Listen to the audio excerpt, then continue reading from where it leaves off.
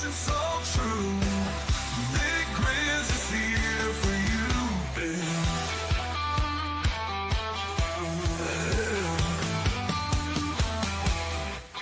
Through the battlefields of life, he's got your back. A brother in the fight, keeping you on track.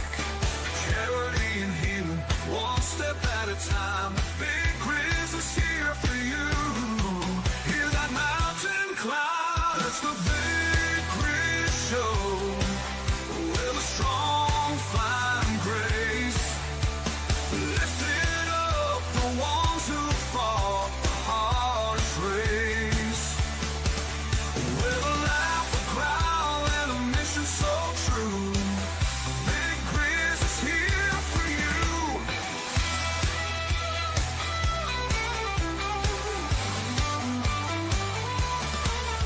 Through the battlefields of life, he's got your back. A brother in the fight, keeping you on track. Charity and healing, one step at a time. Big Grizz leads the charge. Hear that mountain climb? It's the Big Grizz Show, where the warriors meet, finding hope and honor, taking back their seat. The Big Grizz Show. Tune in and stay a while. Healing hearts with that rugged country style. Oh, yeah.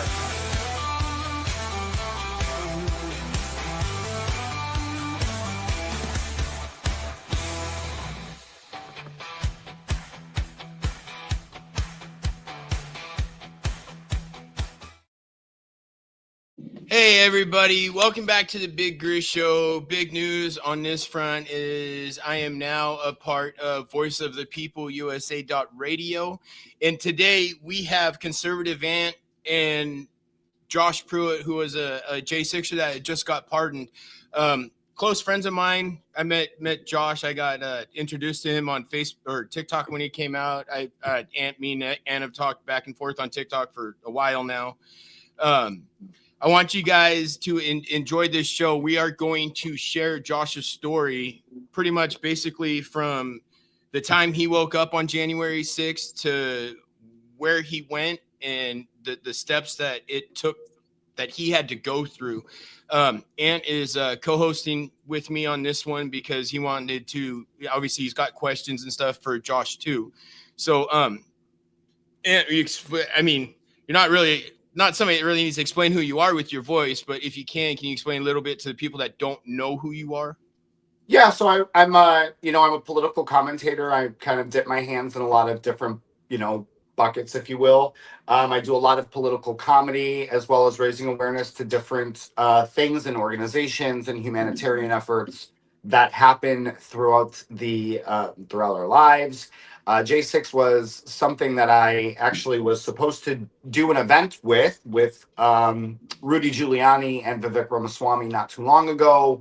Got canceled because it was right before elections. And so, look, it's something that I really feel strongly about. And I cried for all of our J6 prisoners throughout this entire process because I really don't think that they did anything wrong. So that is why I'm here. I love Josh. Josh goes way back. We go way back before he was, unlawfully locked up. And so I do have questions, and I just want everybody to hear the story and go from there. Yeah. Josh, can you explain a little bit about who you are without getting into what happened on January 6th? Yeah. So I'm actually a native from the Washington, D.C. area. I was just a typical conservative. I was part of the Proud Boys. Now, typical conservative in D.C., that's kind of hard to say because there's barely none there. I just got out of prison after being in the second most violent federal prison in the country for 3 years.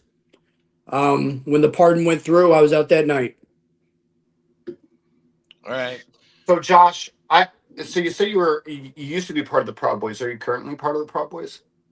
I mean, I never officially like got out of them, but the communication went away, and I haven't put any effort into contacting them. They haven't put any effort into contacting me. And I mean, I'm kind of okay with that either way. If they reach out to me, I'm all about it. But I'm also going to be a little bit more calculated in anything I do. Yeah, so just so that the people that are listening know, the man who is I don't know if they call him a president or the leader or the main guy, he was just let out as well just recently. Yep. So he's out too. So people should know that. So that's why I ask, because that organization has a lot of heat itself, and people should know that legally he was let out just recently. So thanks for answering that. I will probably reach out to him on a personal level, just because I have a relationship with him, but, not on the aspect of, getting involved with anything. Got it. Which gentleman are you guys talking about? Enrique, Which one is he? he's the leader of the Proud Boys. Well, he was the leader of the Proud Boys. Yeah, didn't he just get pardoned too? He Yeah, did, that's what I and was he saying. Yeah. Okay. he was in for seditious conspiracy and got, I think it was either 22 or 23 years. Wow. And he wasn't even there. So Wow. So what was your original sentence before the pardon? My original sentence was 55 months, so a little over 4.5 years. I got the most time out of anybody that got the obstruction charge. And why is that, Josh? What was your involvement? I mean, was it just because of the Proud Boys, or what was the involvement? It was a combination. There was a lot of Proud Boys that got my charge that got less time than me, but nobody was really as outspoken as me and going on CNN and HBO. And, I also never conceded to the election. I still, even in my sentencing, I said that I believed that it was stolen. And that probably cost me another 18 months of a sentence, which is insane that, they expect me to lie just to get out of me what they want. And I wouldn't do it. I stood my ground that day. I stand my ground today. I don't regret anything that I did. So that's where I stand. So can you walk us through, so when you got up that day, I mean, where were you at mentally wise to go to the rally that happened at DC? What was your thought process behind? Were you just showing support? We were showing support, but so the night before, a few of the Proud Boys came into town, and I had an apartment over in Cathedral Heights, DC, only about 2.5 miles away from the Capitol. But I ended up staying with them at the Hamilton. And really what we didn't really think that day was going to be crazy. What we thought that night was going to be crazy, because what would happen at these rallies is we'd go to them. They'd be very peaceful during the day. You get a few hecklers, whatever, but it was just a family coming together supporting Trump. But at nighttime, what would happen is Antifa and BLM would come out and they would attack patriots. And they weren't attacking patriots that look like us, guys. They were attacking women and children. So what we were the protection for them. And like, honestly, that was our biggest amp up, is we thought that day was going to go relatively smooth. And then we figured we'd end up at Harry's, which is the one conservative bar that, to my knowledge, I heard it got burned down. And we were going to have to get into it with Antifa and BLM. So, I mean, that was really the part that we were more pumped up for than anything else. So did those other two, BLM and Antifa, did they ever get any type of the same treatment when it came to being arrested or time served or anything like that? Any of those members that you're aware of? Not that I'm aware of. And, to go on that note, like, a lot of the reason why we didn't see anything wrong with what was going on that day and we didn't think that we were going to get in any kind of trouble, is we just watched our country being burned down by BLM and Antifa for a freaking year, and nobody got charged. And the ones that did, Democrats bailed them out. So why in the world would we think that our relatively, for the most part, peaceful, real protest was going to get us in the kind of shit that it did? Yeah, I agree. I mean, so you were really looking to go at it with Antifa? Was that your thought process in the start of everything, or? I mean, I was thinking that we were going to have to. I mean, I never looked forward to those altercations, but I mean, unfortunately, they were happening at these rallies. Really? Well, they were happening after the rallies at night when everybody was hanging out and trying to enjoy themselves. Oh, okay. I see what you're. Okay, but still, it just pisses me off. I mean, I ain't gonna lie. And for some reason, I'm sorry for everybody that's on TikTok. I cannot get the sound to work, and I don't know what's going on. That's what I've been. That's why I've been looking back and forth. I can't figure it out. That's okay. I can attest to that because I held a Protect the Children's rally, and it was just standing in solidarity with parents for Florida residents, because they had passed the parental bill, which everybody likes to say is called the Don't Say Gay bill. And it is a public event. Anybody is allowed to come to it. So Proud Boys came. I have always, I know that people like to label them as racist and homophobic and all the things. They have always been sweethearts to me. I mean, I know they probably don't like to be called sweethearts because they're like rough and tough. Yeah. But I mean, they personally come up to me and they're like, we absolutely love you, brother. Like, they are the sweetest guys that I've ever met. And that is my personal experience with them.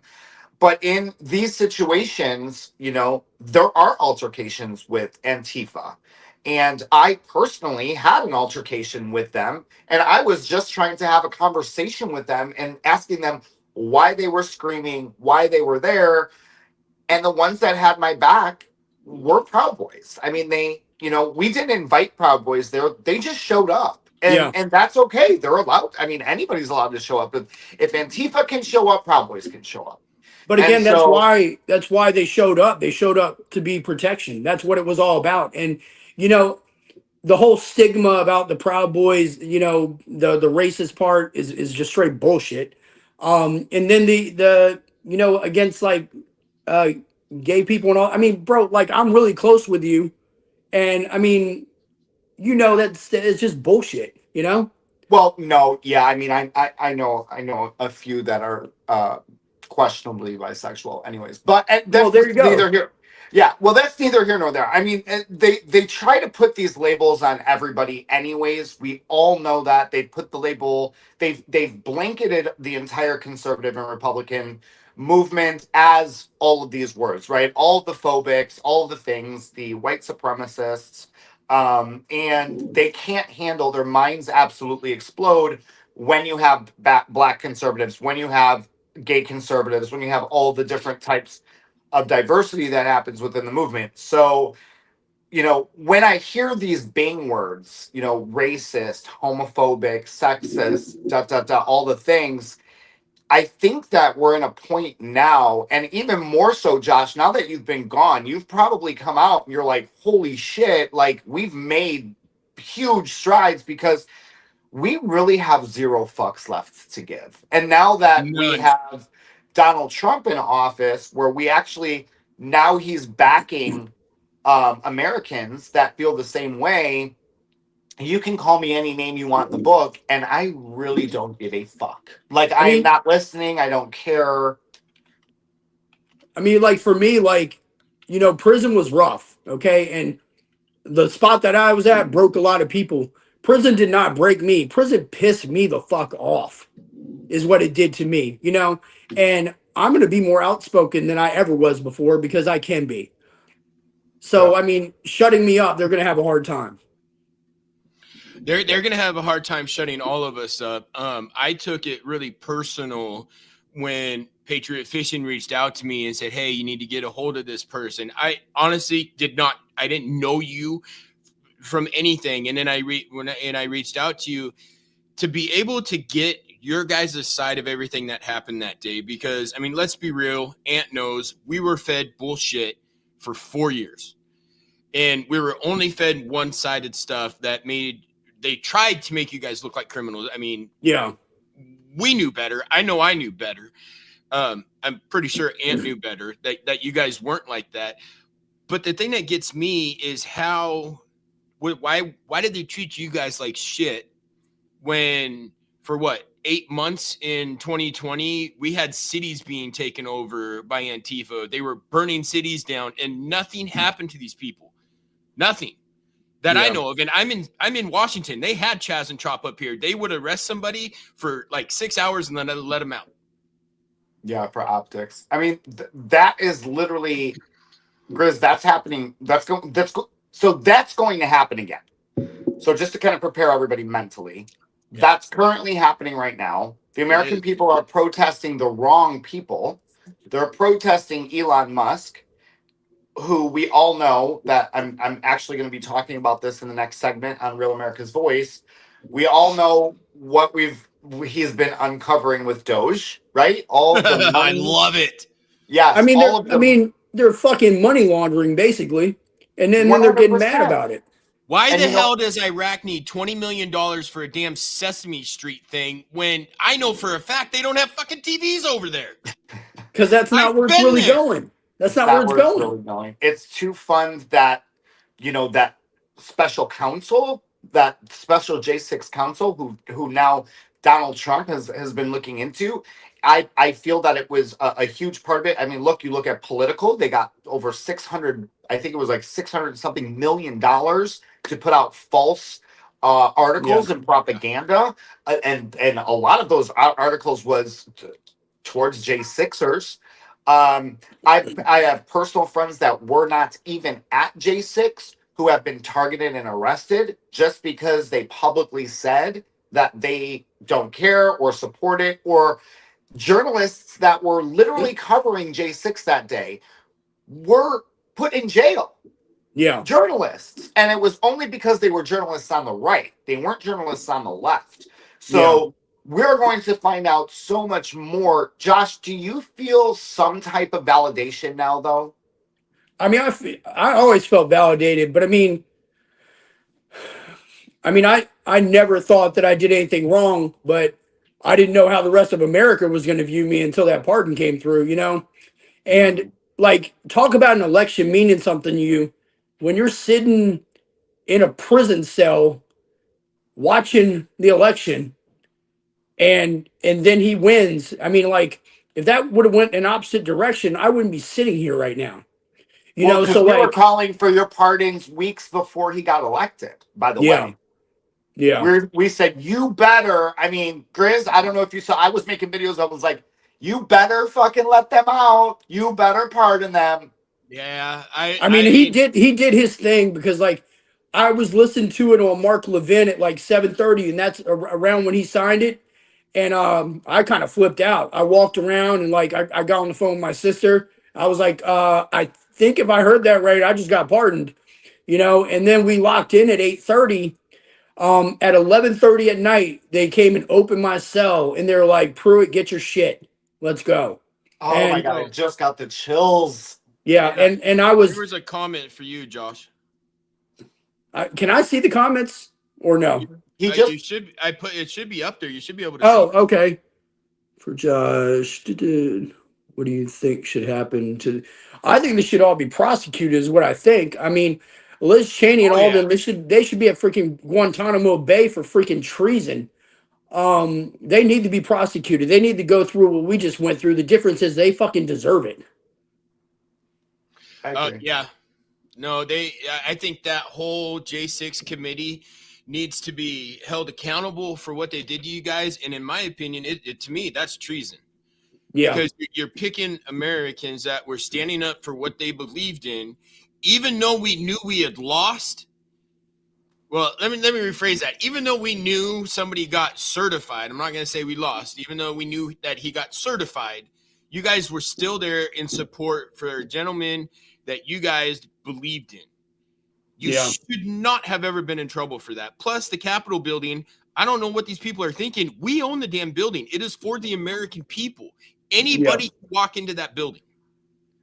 Hey, you guys can hear me okay, right? I'm getting text messages from people saying they can't hear me. I don't know if they're watching it on TikTok or what. I hear Probably you fine. TikTok. I shut TikTok down because I'm not live on TikTok with you guys anymore because I cannot figure the audio out. I don't know what's going on with it. I've been on just live on myself when TikTok and it works just fine. There's some sort of playback somewhere that I gotta to be able to pick up the mics. If And somebody put in the comments if you can hear me. I hear you fine. Oh, the comments, the people in the comments on the YouTube and all that can hear us. It's just TikTok, and because I was live, it's just the mic wasn't picking up. I don't know. It was picking up my voice, just not neither one of your guys. All right, yeah. So go to the other websites and watch it. Yeah, you guys, we're on Facebook, Voice of the People page, Big Grizz Facebook page, my YouTube, which is Big Grizz Veterans for Veterans. We're on Voice of the People X, Voice of the People Rumble. I think that's all of them. I'm looking at the destinations, trying to say what they are, and I think I covered them all.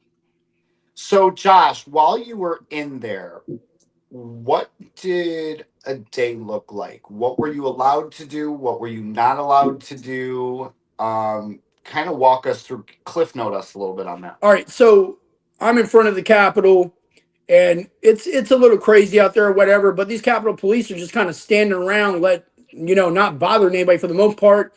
In some places, they were spraying people with the flashbang grenades and all that. I mean, there's a picture of me standing right beside them. They don't do nothing to me right there anyway. So I go, and there's some scaffolding right there. I climb through that, and then I walk through the door that's being held open. I went to the right, and it's crowded. There's patriots freaking everywhere. There's American flags everywhere. There's people taking freaking selfies with the Capitol Police officers. Like you pretty much, they weren't bothering you. I asked the Capitol Police officer when I was in there, am I allowed to be in here? His response was, yes, just don't break anything. So obviously at that point, why in the fuck am I going to turn around and leave? So I keep progressing through. There's a rotunda area, and in there, for whatever reason, the Capitol Police are lined up, and they're lined up against the Patriots.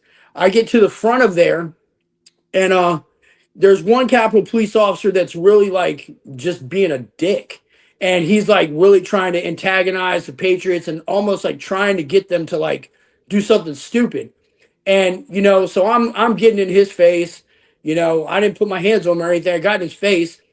And one of the more reasonable Capitol Police, pulled up on me and talked to me. And that's when I started trying to back some of the Patriots back off and trying to calm them down and trying to just let them know, hey, guys, don't let them antagonize you. Like, this is not what we came in here for. They're going to get exactly what they want if we go that route, And I was able to hold a few of them back, and then they sprayed the shit out of us. And at that moment, people started sliding by me. I mean, I'm a 250-pound dude at the time, and I could still only hold so many people back. So I slid the hell out the way. And, I got out of that room. But the next room that I got in was, people were just walking around. It was peaceful again. So it was just like, nobody was stopping you from doing anything. Now, after I got sprayed, I did something really stupid. That is the only thing that I regret out of anything that I did that day. And I just got sprayed. I was pissed off. And instead of putting my hands on somebody, I threw a stupid freaking keep quiet sign. And I shouldn't have did it, but, I had a moment, After that, I keep walking through. I end up walking up, and there's another group of Patriots, and a cop has one of the Patriots just face on the floor. Like, I don't know why. So I go over, I get in the cop's face. Again, I don't touch the cop. I get in an argument with the cop, but apparently my argument with the cop worked because he let the dude up and let him walk away, And again, I mean, they probably didn't want to physically get into it with me either because I was a pretty big dude. But I didn't want to physically get into it with them either because I'm back to blue, and that's not what I'm about. But I also am not about them assaulting, Patriots that they were just letting walk around anyway. So I fixed that situation, and then I end up walking down a hallway that's empty. I'm the only one walking down the hallway, and out of an office comes Chuck Schumer and his freaking Secret Service team. So they're about 20 feet away from me.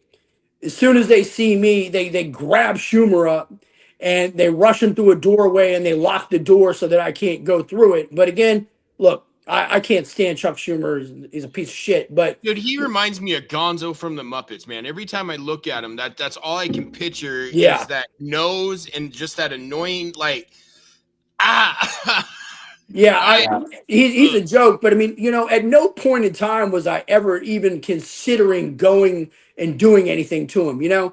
And those Secret Service guys, they were going to get on the stand against me and say how threatening I was and all that. It's like, bro, I'm by myself. You guys are like 4 or 5 deep, armed with guns. Like, what do you really think I'm going to do? You know what I'm saying? So, like, anyway, that happens. At that point, I'm like, all right, it's about time to get out of here. So I walk back down towards the front where I came in at. At this point, it's so bottlenecked with Patriots, I can't even make it to the door. So the window that Pizzola broke out with the police shield, I climbed out the window to get out the building. And from there, I walked off, and we ended up going to a freaking beer store because I ended up hooking up with one other Patriot while I was in there. He was covered in like tactical gear and all that. I wasn't. I was in a freaking cut-off Punisher shirt and jeans and New Balance tennis shoes. Oh, you're famous on the news, man. People see that picture. I mean, they know who you are. Same with Tutu. Rasha, she'll be on my show too, and she's known for Tutu Lady. Yeah. Mm-hmm.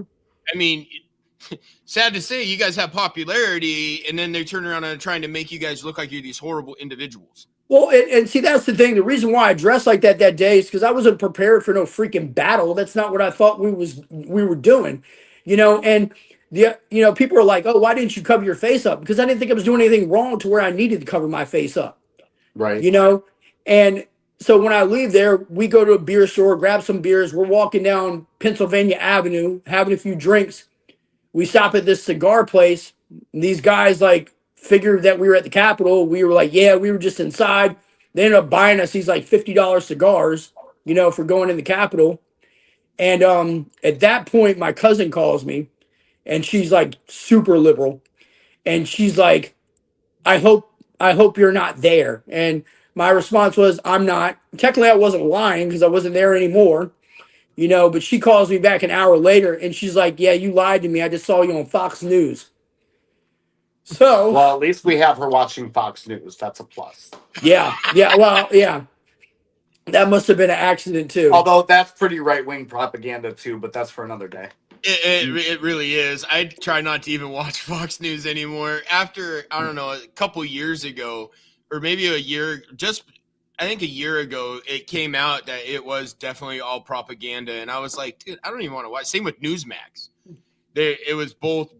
Both came out that way. And now I listen to a lot of what Ant has to say on his videos. And then I go do my research, because I'm not saying Ant's wrong in anything that he says, but I want to know. No, you should always research, because I might have gotten the wrong information too. Trust me. No, and that's a big thing. Yeah. You guys hear something, do your own research. Don't just take one person's word or a news station's word because they're the news. Well, and that's what the left is famous for. They're famous for whatever you shove in their face, they just believe it. Yeah. They're headliners for sure. They love the headlines. Here you go, Josh. Here's one. I feel that because of the size of Josh at the time, they target him because you see him walking through alone a lot doing I'm assuming that's supposed to say nothing. But yeah, you were pretty ripped at that time, and yeah, you might have been like a scary individual to look at.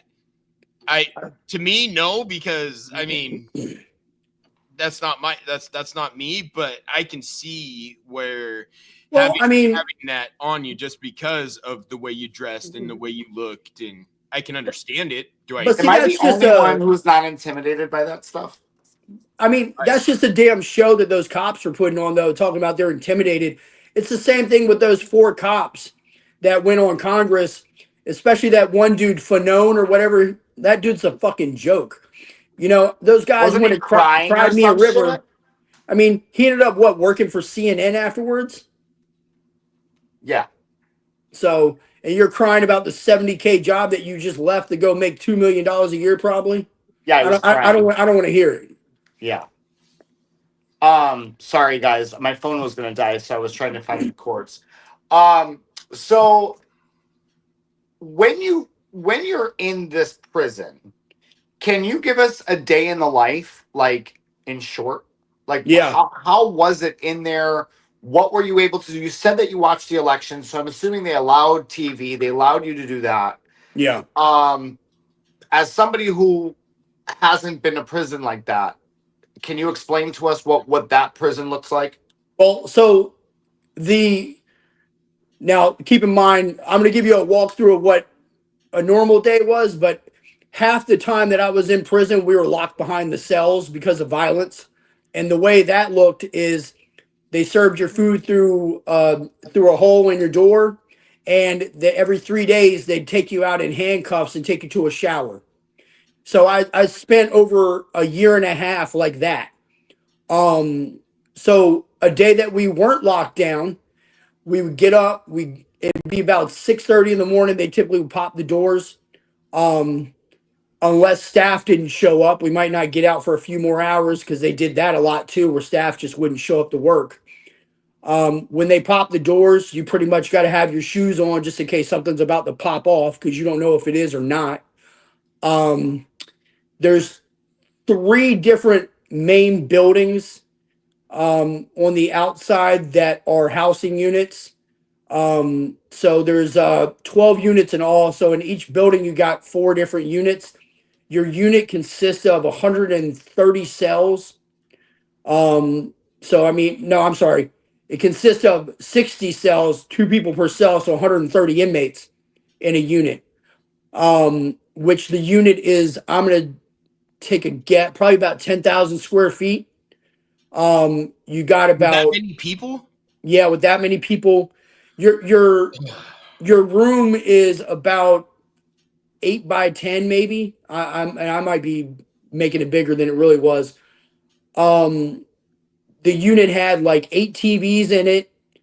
The way the TVs were controlled is they were controlled by the different groups. So like you had like a blood TV, a Crip TV, a MS-13 TV. Like I mean that's how the TVs were. The way you listen to the TVs is you had to put headphones on and have a radio. So you weren't listening to the actual TV, you're listening to it through headphones.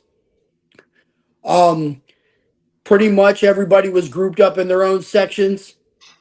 There was a lot of gang violence there. There was a lot of drug use. So like people were on meth, people were, you know, on coke. They were pretty much anything you could think of was getting dropped over the walls with a drone. You know, people were taking the metal out of their lockers and making knives with it. There's only 2 federal prisons in the whole country that hold MS-13 members, and we were one of them. What happened with MS-13 is about 2 years ago, well, 3 years ago now, they murdered 2 people from another gang called the Black Hand, and they put them on solitary confinement for 2 years. So when they let them out, they shipped half of them to my prison and half of them to another prison. And not for nothing, MS-13 doesn't fight; they stab and kill. While I was there, you know, on one New Year's Eve of 2023, somebody got stabbed to death in the unit, and they got stabbed in the computer room, and then they went and dropped them in their room, and they ended up choking on their blood and bleeding out. There was people got stabbed on a daily basis. I remember seeing, I worked in the kitchen. I remember seeing people like running across the yard and just stabbing somebody. And it became like the normal, like you didn't even really think about it. Like when you saw it, it was just like, oh, somebody got stabbed. I wonder if we're going to be locked down, because if it was 2 separate gangs, you would typically get locked down for like weeks. if it was the same gang and it was just an in-house hit, then you wouldn't get locked down. So all you're sitting around talking about when somebody gets stabbed is like, oh, I hope it was in the same gang. But yeah, the normalcy that we made that. So um, there was a rec yard. That had it had like a track area and things like that. But I mean, that's where a lot of crap popped off at. So like, if you were looking to get into shit, that's where you go. Um, I wouldn't go out to the rec yard, but so much I'd stay in the unit for the most part. I did work in the kitchen, so I would be in the kitchen for like 10 hours a day sometimes. Um, the only advantage of that was it allowed me to sometimes eat a little bit more food, which is why I got the job there, because it's not because of the pay. They give you like $30 a month to work freaking 50 hours a week. Wow. So it's freaking slave labor. When you were there, were you treated differently because of the reason you were there? I was pretty left alone by the guards for the most part. I was in West Virginia, and as violent as the prison was, to be honest, most of the guards were freaking fans. So, like, I kind of got a little bit of that treatment. The inmates, it was a different story because, some of them respected me because of why I was there, but then another good group of them didn't respect me at all because I wasn't a real criminal. And, most of the guys at my prison were there for, they got caught with 300 kilos of coke, or they shot somebody, or, they killed somebody, or, something along those lines. At my prison, like, there's certain prisons that, like, they let chomos and like that walk the yard. My prison wasn't one of those. If you came on the yard and you were a chomo, they probably would murder you. If you came on the yard and you had a 5K, which is basically you snitched on somebody to get less time, they'll stab you and send you on your way. So I mean, there was just a lot of violence. I mean, every day there was violence. It's just what you had to get used to it and just kind of fall in line with it. There was always the chance too, because the way the groups worked, they could try to choose you and send you on a dummy mission. So a dummy mission is basically them coming to you and being like, it's your time to do something. You got to go stab this person. I never had that happen to me, but I told them guys off the bat, I said, it's not fucking happening. If you guys want to get into it with me over it, then it is what it is. My second cellie at Beckley was a guy that spoke no English, that was an enforcer for the Mexican mafia. So you can take a wild guess once he figured out who I was, how he felt about me. So, I had to sleep and like really pay attention to what was going on. Eventually he swung on me one night and we had to get into it. And, after that, I ended up getting a different cellie. But I mean, like, that's the shit I had to deal with, I mean, it was definitely dangerous in there for me, as opposed to like, I know the guys in DC, I feel for them because they had to deal with those BS guards over there that were just assholes. But I'll tell you what, I would have traded anything to deal with some asshole guards and be around a bunch of other J6ers, because I mean, I was alone, and I, like, if something would have happened, I wouldn't have really been able to do too much about it. Wow. Well, I know I can speak on everybody that's watching and that's on your guys' side. We are thankful that you guys made it out and you're here to share your story, like, big time.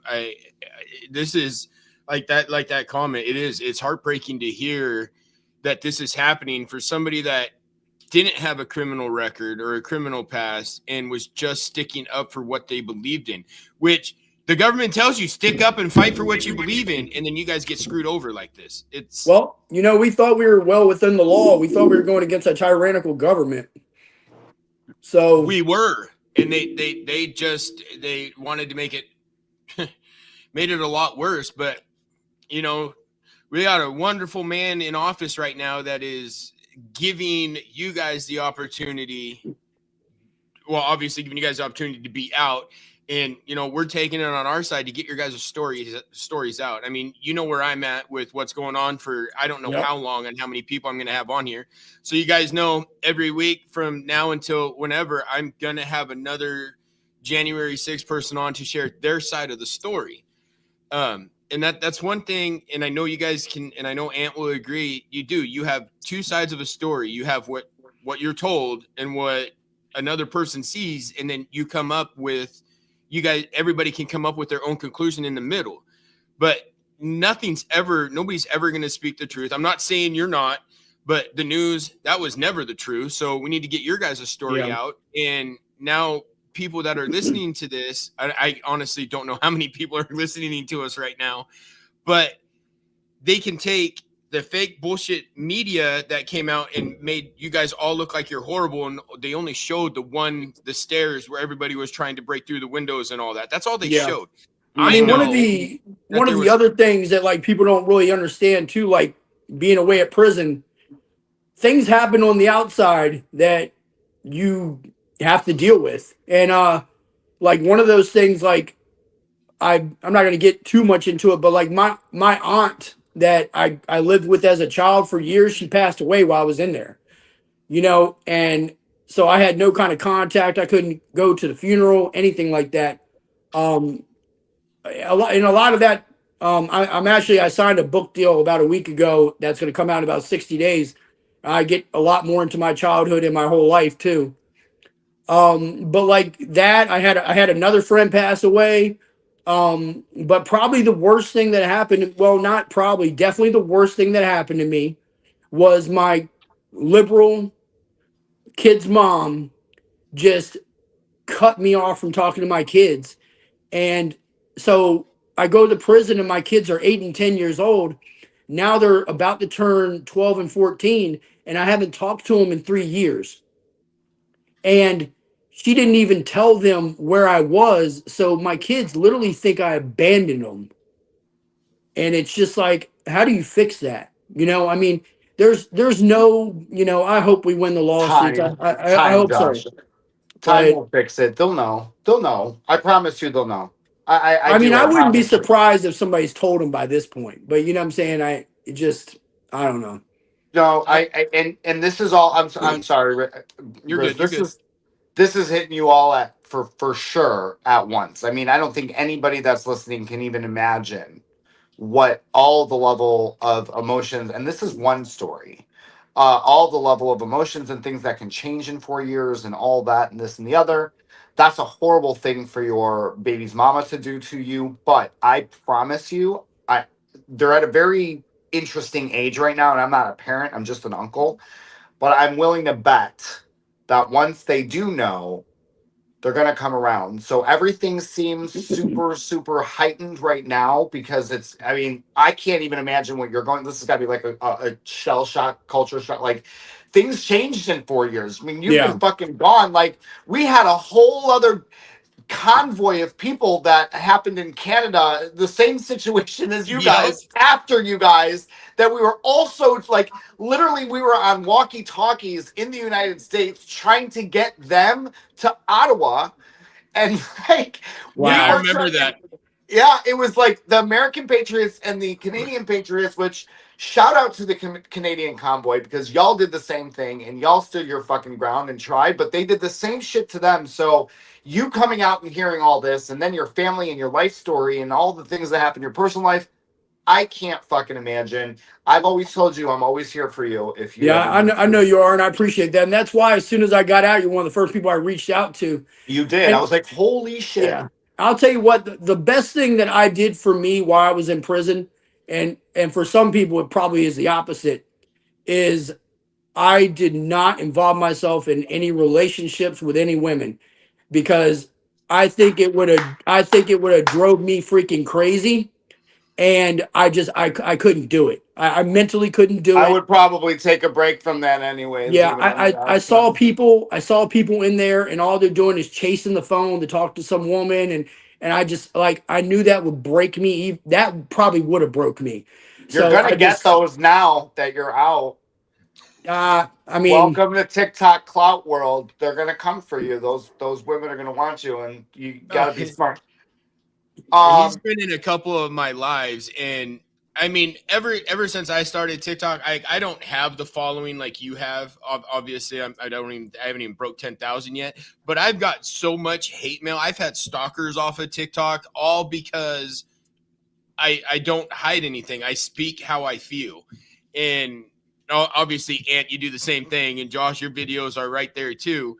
But it went from, I did it just because after I had my strokes, I was like, what am I going to do? Like I told you earlier, my dad said I would do something with my voice. He just knew I would. So that was just a stepping stone for me. But once I started getting all the drama, I was like, what the hell? What is wrong with people? Why are they so into trying to piss other people off? It just doesn't make sense. They're bored. I mean, not for nothing, like TikTok, for instance, like I don't go to the other side of TikTok. Like, why would I? I don't understand why they come to our side. Because they don't have content. I mean, their party has crumbled.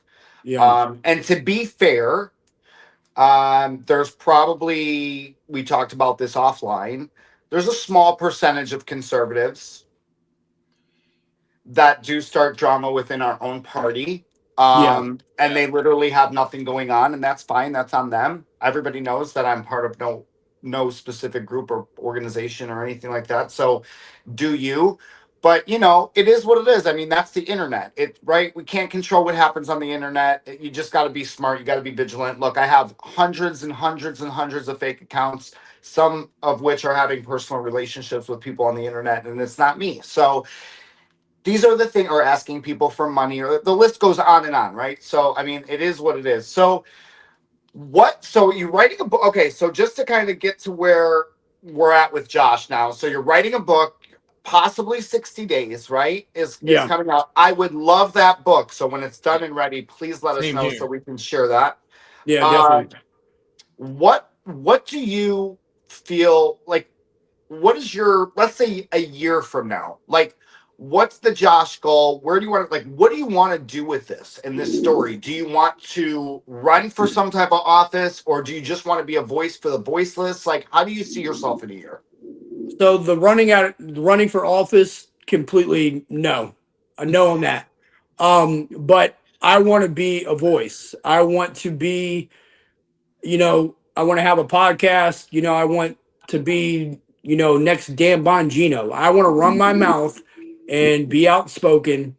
And yeah, I mean, they were able to shut me up at one point, and it's just not going to happen again. So I hope that, in a year from now, I get a notoriety to the point to where I can go around and speak at events. You will. That's the goal. I've talked to you, Josh, and so Josh is getting ready he's gonna have a podcast with Voice of the People as well, and he's gonna, when he's ready to dive into it, he's gonna be a co-host for me so he can get his feet wet on this type of thing, and then we're gonna push him into having his own show. I know, I've been in your TikTok live, and I've seen the frustration in you. That, I mean, there was one where you shut your live down right away, and I called you. I was like, because I seen it and I've seen the comments. You see the comments that are coming up right now, and these comments are coming in from everything, and all these people are on your side. So don't take to heart what TikTok is. It's a crap platform, in my opinion. It just helps boost views in reality, but true people a small corner of the internet. It really is a small corner of the internet. Yeah. I just, it's one of those, I come off as relatively strong-minded, but I'm not going to sit here and lie and tell you I haven't, since I got out of prison, broke down a few times, because it's just, I definitely probably had PTSD from prison. That was my next question. Do you want to help fellow J6ers with their PTSD? Almost like a support group or a support seminar where you can help them, not only them, but I would assume spouses, family members, their kids. This is not something that's just localized to just the people that were locked up. And the reason why I mentioned the convoy to you is you could do stuff where you reach out to them as they're going through or went through the same thing almost that you guys did, because they were doing the same thing for their country and they're our neighbors. So this could be huge for you, Josh. So PTSD was going to be my next question. So you definitely have that. So helping others in that aspect as well. Great question. So I definitely have PTSD, but I want to be on the front line of this, and I want to help other people get through it, and that's really why I'm excited about doing my own podcast, because they're going to be able to relate to me because they went through the same experience, you know? So it's going to be, you know, we have a brotherhood amongst each other that, like, you know, it's different from anything else. Because what we just went through, I mean, we went through hell. Some of us through different and some of us through worse, but we all went through hell. Yeah. So you guys, obviously, you said you guys all weren't in the same prison, right? You said there was two prisons that you guys got split up into, or No, so MS-13 was split up into two prisons, and one of them was one I was at. Now the J6ers were all over the place, but a good amount of them, like I don't know the exact number, but it was dozens of them over in DC. So they kind of got to be together. But to my knowledge, other than that, like a lot of the other prisons, they were holding like anywhere between like 3 to 8 of them. At my prison, I was the only one until the last 5 months. Another guy showed up. But yeah, I was alone the whole time pretty much. So that definitely made it a lot rougher because I mean, I didn't have anybody to talk to. I didn't have anybody to really have my back if things would have actually popped off, you know. So it definitely. Was anybody writing to you? I got some. I did get actually. I got a lot of letters every week, Okay. and that was through Patriot Mail Project. So yeah, I was getting a lot of mail. Didn't even know about that. Yeah, so I mean, I've heard of that. That was a great thing that they put together. So I had a lot of people check on me, make sure I was doing okay. There was different newsletters and stuff that were coming in for us and stuff. They had a setup where they put like $100 on your commissary every month so that you were able to get some food out the commissary. You know, so they definitely they did a lot for us. They definitely were supportive. And not for nothing. I mean, a lot of that helped me get through. Do you think some people might have been scared to write you guys because they might have been doxxed? I definitely think that. They might not even just being doxxed. I think some people were scared that they might get charged because there were obviously people that, you know, were there that hadn't got charged yet. So what was your actual charge? Because I know, because you told me, and it is the biggest bullshit charge I think anybody could have, even for the videos that we've seen of you. Yeah, I mean, like one of the charges they charged me with, which was I guess the worst one, it was violent acts inside of a federal building. So I guess that meant I walked too fast or something. Like I aggressively walked through the Capitol.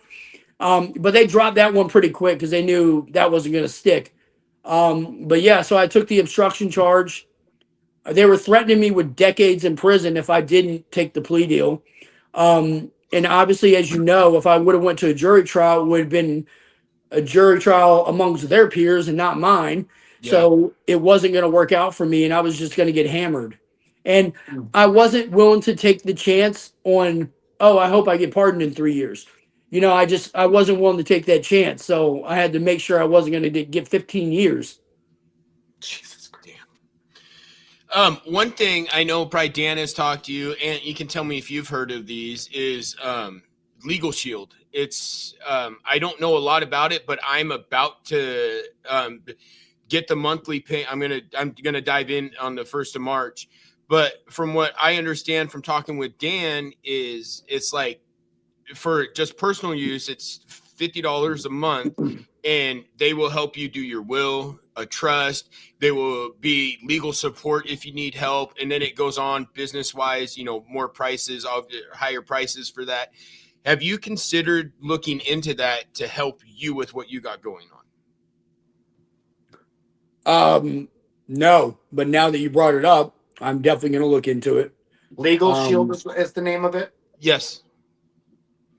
Yeah, it's I've talked to one of the ladies, and from what I can understand about it is it's a legal company that'll help you with speeding tickets, family law, if you murder somebody, anything along those lines for a monthly payment. And like Dan explained it to me, it kind of sounds like a pyramid scheme, but it's really not. The more people that we get the word out to, that you'll eventually start making money, getting, you know, funds coming in from them. But that's not even what I'm worried. That's not even what I'm thinking about. It's the legal aspect that might be really, really good for Josh or honestly any J6er for, you know, the $49.99 or whatever it is a month, that you'll have that legal representation and you'll have that help all the time. So, I mean, I've definitely been told that I need to get a lawyer. I would get somebody to be on yours, to be backing you, especially on that side of it. I mean, the one good thing I do have is, so like when I did the book deal, one of my best friends back in DC, he's a partner at like a 150 person law firm that does patent law.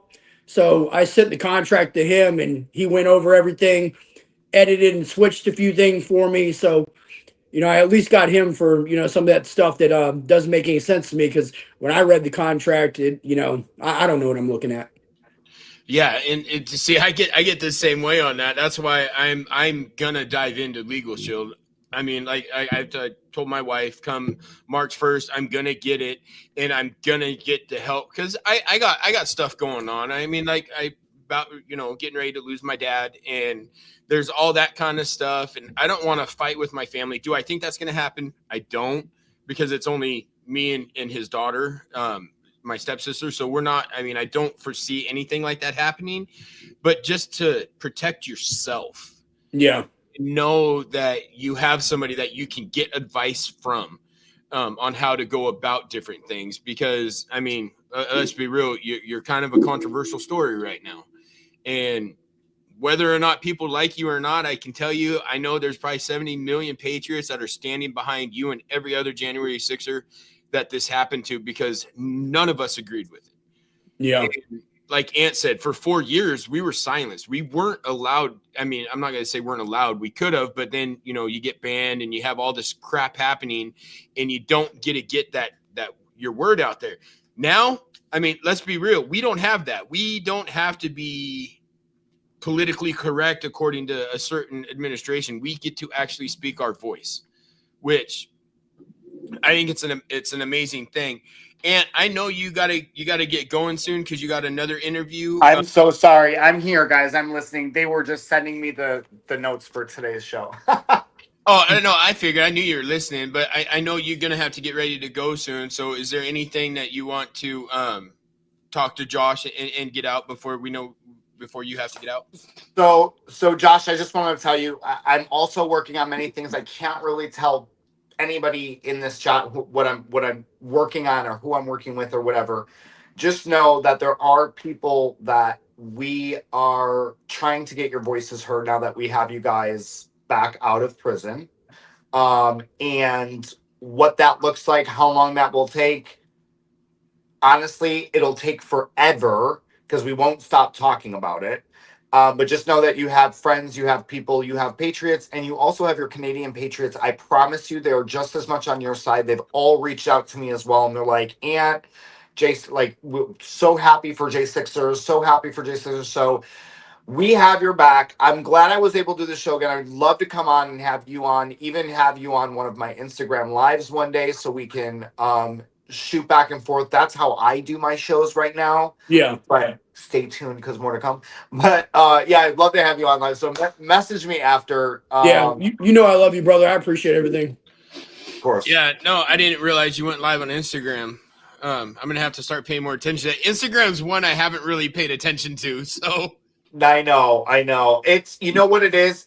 They don't really have these flag words, and trolls don't run that platform. And I know people can say whatever they want. I know Meta's an asshole, Zuck's an ass. Like, I get it, guys. I get it. But the more platforms we can utilize, the better. So I've been able to utilize Instagram as well. And there's a lot of stuff that they let us slide with on there that they don't on TikTok, because they actually have moderators and not trolls. So, but yeah, wherever we can do it, we'll do it. I want one of your hats, your Patriot hats. I need Yeah, to know. so do I. I got you guys. I got you. Put us in a message after the show, and we'll take care of it. I'll put. So you're okay me putting it with Josh too? I'm assuming Of you guys course. like swap numbers. Okay, perfect. Of course. Yeah, no, because I definitely want probably a black one. You're the black and gold one. Gotcha. So before you take off, oh shit, where'd it go? I got something for you, Josh. So I went to a bar one night, Yeah. and I had my black and gold Patriot hat on. It is my hat. I'm wearing it. Love, yeah, what has nothing to do with Proud Boys whatsoever, right? But Yeah. I match when I go out. So black and gold Patriot hat on, had a black and gold shirt with a black and gold cross on. I had my Air Jordans that are black, white, and gold. I walk into a bar. These two guys come up. They were Proud Boys because they were decked out in PB. And the guy comes up to me and he goes, "Damn, you look better in these colors than I do." And I was like, "Oh my god!" So I gave him. He gave me a big hug. His friend knew who I was. He didn't, but they were such sweet guys. Black and gold's my color. What team is that? What football this team? ain't Steelers. No, this is Aaron Lewis. My wife got me Aaron Lewis tickets for Christmas. And if you have a chance, both of you, if you can go to an Aaron Lewis concert, you need to go. It's flipping amazing. His intro, Josh, no shit. He was the only one that came out and sang. Nobody opened for him, but his intro was the national anthem, and then it was split in sections with Trump saying the Pledge of Allegiance.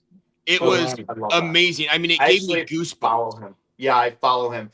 Josh, the invite, if you ever need to get away, because I'm sure you need some breaks, Ants Resort is open for you. You come on down, sit by the pool, and get yourself off of social media for 5 minutes. I will definitely take you up on that because I need to be around some like-minded people.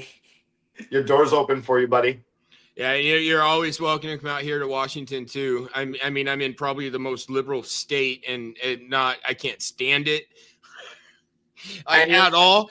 Oh, dude, they're trying to they're trying to pass a bill right now because we got a new governor that schools have 48 hours to tell a parent if their child's been sexually abused in school.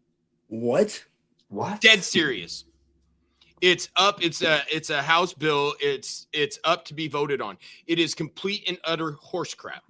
Like, I'm sorry, if my kid gets abused at school, you better tell me right away, because I know when my kid gets home, they're going to tell me, and I'm going to lose my mind, and I might end up in jail because of that teacher. 100%. 100%. That's insane. Send me that bill when you have it. I will. I think it's HB 1135. I'll have to find the actual bill. But we're Washington. It's all over TikTok. I mean, we're trying to get it to stop, and it's such a Democratic ran state that I would say 90% of our state's red, but because of 4 cities, we can't get a conservative governor in because of 4 cities. Wow. I mean, all right. Well, I'll be on another show with you guys.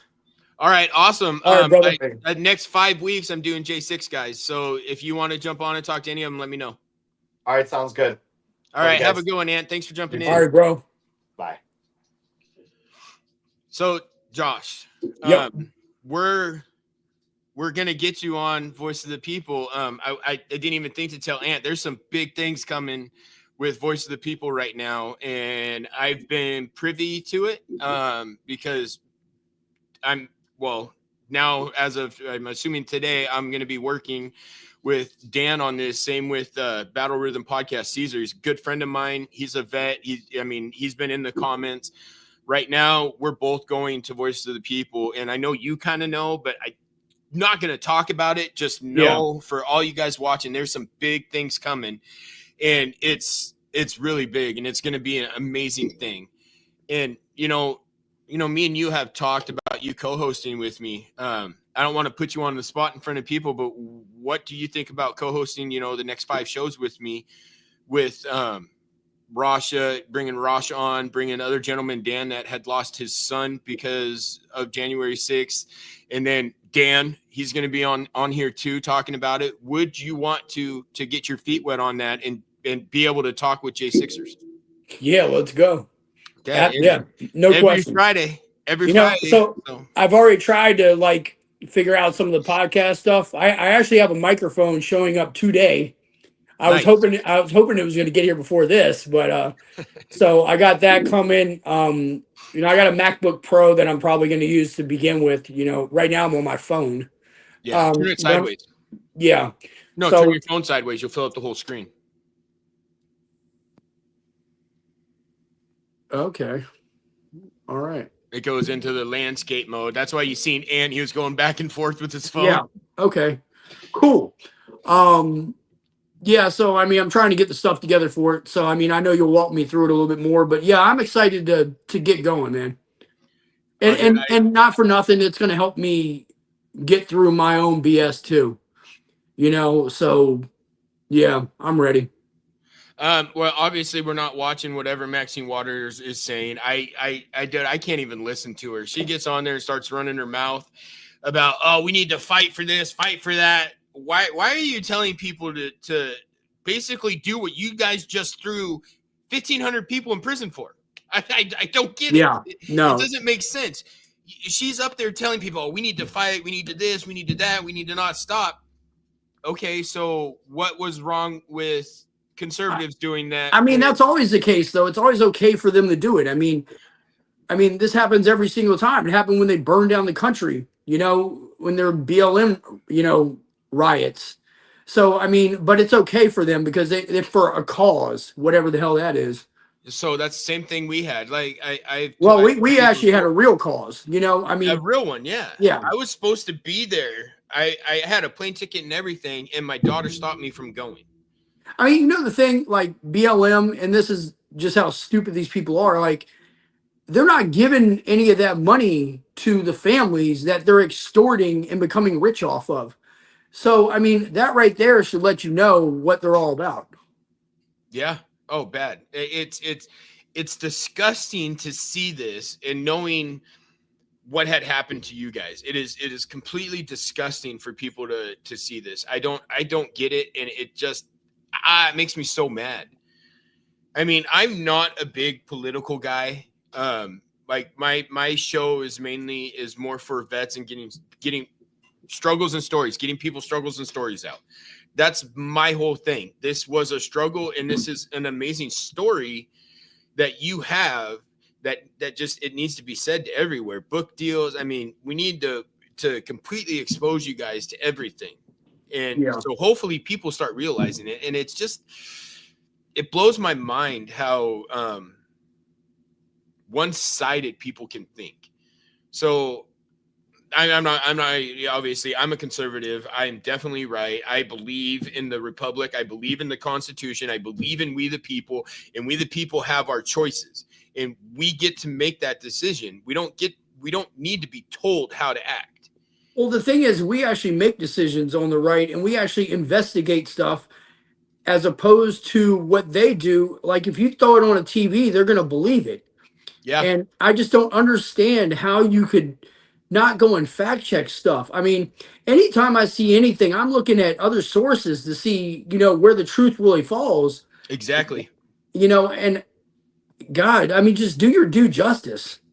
I mean, I do that with Ant. He'll make his videos, and I'll see what he's talking about. So I right away go to look to see why he's saying what he's saying, because I need to know. And once I know, then it's like, dude, I get this. I mean, this is I get where he's coming from. I can see it. And no matter what, you need to do your own research, whether you're left, you're right, you're independent, you're a liberal, you're whatever. You can't take what's on TV as real. You can't take what's on the internet. I mean, look, we've had a corrupt government, but that's on both sides. So you really have to do your due diligence and find out the truth. And my Google. Bible stays right with me, right at my desk when I'm doing my shows. And I pray before my show, and I'll pray after the show, because yes, patriots follow the Bible. Well, let's not say all patriots, because that's, I mean, not all patriots are going to, but I mean, conservatives, that's what it is. It's God, country, family. That's how it's always been. That's how our founding fathers wrote it. It's God, country, family. It's not party first, and that's what they are. Exactly. Yeah, so I'm looking at comments. Yeah, it's supposed to be that way. And the left is not like that at all. And I know I'm going to have hate mail coming from this. So I'm ready for it, because I just ignore them. That's what I was telling you. You just got to let it go. Yeah, somebody was just saying about she incites violence. She for years she's been inciting violence. Yeah, and they've been doing that and they just consistently get away with it like it's nothing. I mean, if we did what they're doing right now, I mean, they'd have FBI agents knocking on our doors again. I mean, that's pretty much how it would go down. Fast, and it would be everybody. Yeah. They'd be at mine. I've been doxxed, and I know I'm on a watch list because of my voice. I've already looked into it, and fuck you, government, because I don't care. Come to my house. I promise you, you're not getting on my property. It is what it is. I've told my wife there will be bodies stacked in the driveway before they get me. Is what it is. I'm going to go down fighting. I mean, that's my fingers. Live free and die hard. So I was in the military for 12 years. I strongly believe in this country, and I will always follow the flag, and I will always, no matter what, stick to my oath that I said. And I do solemnly swear to protect and defend the Constitution. This is the first lines in it. The first line that you say when you sign. That's the one mistake that I always made that I regret throughout my life is when I just turned 18, I went and was gonna go into the Marines. Me and my buddy went, and he ended up moving forward with it. I had some crap going on that I had to take care of first, and by the time that it was taken care of 6 months later, I just was out running around and had a different mindset. But I mean, I wish I would have did it, but. Under this comment, I want to comment on this, and I really want to get in like step by step with your day because I know you got time, and now I don't have a time limit. Yeah. But this lady, I saw that Elon hang on a sec. Why did this do this? Where it says I didn't fact check it either. I heard it. I was just told this morning that Elon is running ads for the Super Bowl. That supposedly he bought 4 ads in the Super Bowl for $40 million, and he's going to expose what he's been doing, but it's going to go nationally and something that everybody watches. I haven't fact checked it. I don't know the truth behind it, but you are now the second person that has told me the same thing. So, I mean, one person, you don't know. 2 people saying the same thing, and it's definitely something I'm going to look into soon because I'm super curious if that's a real thing. That's pretty cool, though. Yeah, but on that note, I know. So when you guys were at, so let's just get in. So when Trump started his speech, because everybody knows he was an hour late to his speech. Yeah, and that's okay. I mean, it is what it is. But did he truly tell you guys to go fight, to go to the Capitol and fight? All right, so no. And the thing is see, they show this clip of what they try to show as their narrative. But the exact words that came out of Trump's mouth was, go to the Capitol and peacefully protest. That is what came out of his mouth. But they will never in a million years show the part where he said peacefully protest. No. They didn't it's against their narrative. I mean, they just, the lawfare against Trump over these years has just been, it's disgusting is what it really is. But I mean, this is why they didn't want him in. This is why they tried to assassinate him, is because all the stuff he's doing right now and exposing these people. People are going to go to prison. Like, it's going to happen. I have heard, and please, if somebody watching, if there's any truth to this, right now it's just a rumor for me, but I heard a certain Nancy Pelosi has been arrested and walked out of the Capitol by FBI agents. I don't know if it's true. I can't find it anywhere like a for sure thing. This is just what I've heard. I'm really curious if that's a thing. I saw some kind of photo that they were talking about that, and it looked as if that was right. But again, I don't know if it was a Photoshopped picture or what. Oh yeah, that's where I'm at. I don't know how truthful it is, but I do know I have seen it, so I'm really curious if any of you guys that are watching on Rumble, X, whatever, if you guys can let us know. I mean, you put in a comment if it's a thing. God, I hope it's true. There's a comment that says, I don't know, but she was pictured with agents. Yes, that is the one I'm talking. Yeah. Walking behind her, they were leading her out. This is the one. It's exactly what I seen. But I don't know how true that is. Yeah, same picture I saw. So I really hope it's true. So I do too. So we actually, a lady from our church, she was there at January 6th, but she had said she had seen people in an alley. Well, let me rephrase that. She told her husband told me, and she's actually going to be on the show at in a couple weeks, that she had seen a bunch of people kidding up that wasn't part of the protest. Now, she had told me that, so I believe her. I mean, hands down, I believe her. And she called her husband and didn't go because of what she had seen. I mean, I saw people changing out of black clothing in the Trump gear. The other thing that I saw is the night before, literally a block away from the White House, we found a pile of bricks with a tarp over it. No shit. Yeah. So, and so, I mean, you know how that was there. And the craziest thing is we started reporting it, and then next thing you know, they ended up being taken away because they obviously knew that the guy caught putting it there. So have you ever noticed how at a lot of these rallies at nighttime when the violence pops out, all of a sudden they got bricks out of nowhere? So when the whole Chaz Chop bullshit happened in Seattle, I personally witnessed trucks pulling in, unloading pallets of bricks in specific areas, and within 4 hours of those specific places, windows were broke and all sorts of stuff going on. So why aren't these people getting brought up on it? Because it's government financed terrorism. That's what it is. It's a joke that it makes me sick that these people can do this. I mean, just like there's protests going on right now as we speak in Los Angeles. They're doing it again in Seattle here with me. And it's like, where are you guys going with this? Do you not see everything is starting to get better? Just because you don't agree with it. We didn't agree with 4 fucking years, but we had to deal with it. They just don't, I mean, even these Democratic leaders, if you want to call them that, they don't even understand that a mandate just happened. They do not get it, and it's just like, fall in line. This is what it is. The mandate happened. Everything that's happening right now is stuff he campaigned on. He's not doing anything that he wasn't talking about doing. So there's no surprise in everything that's going on.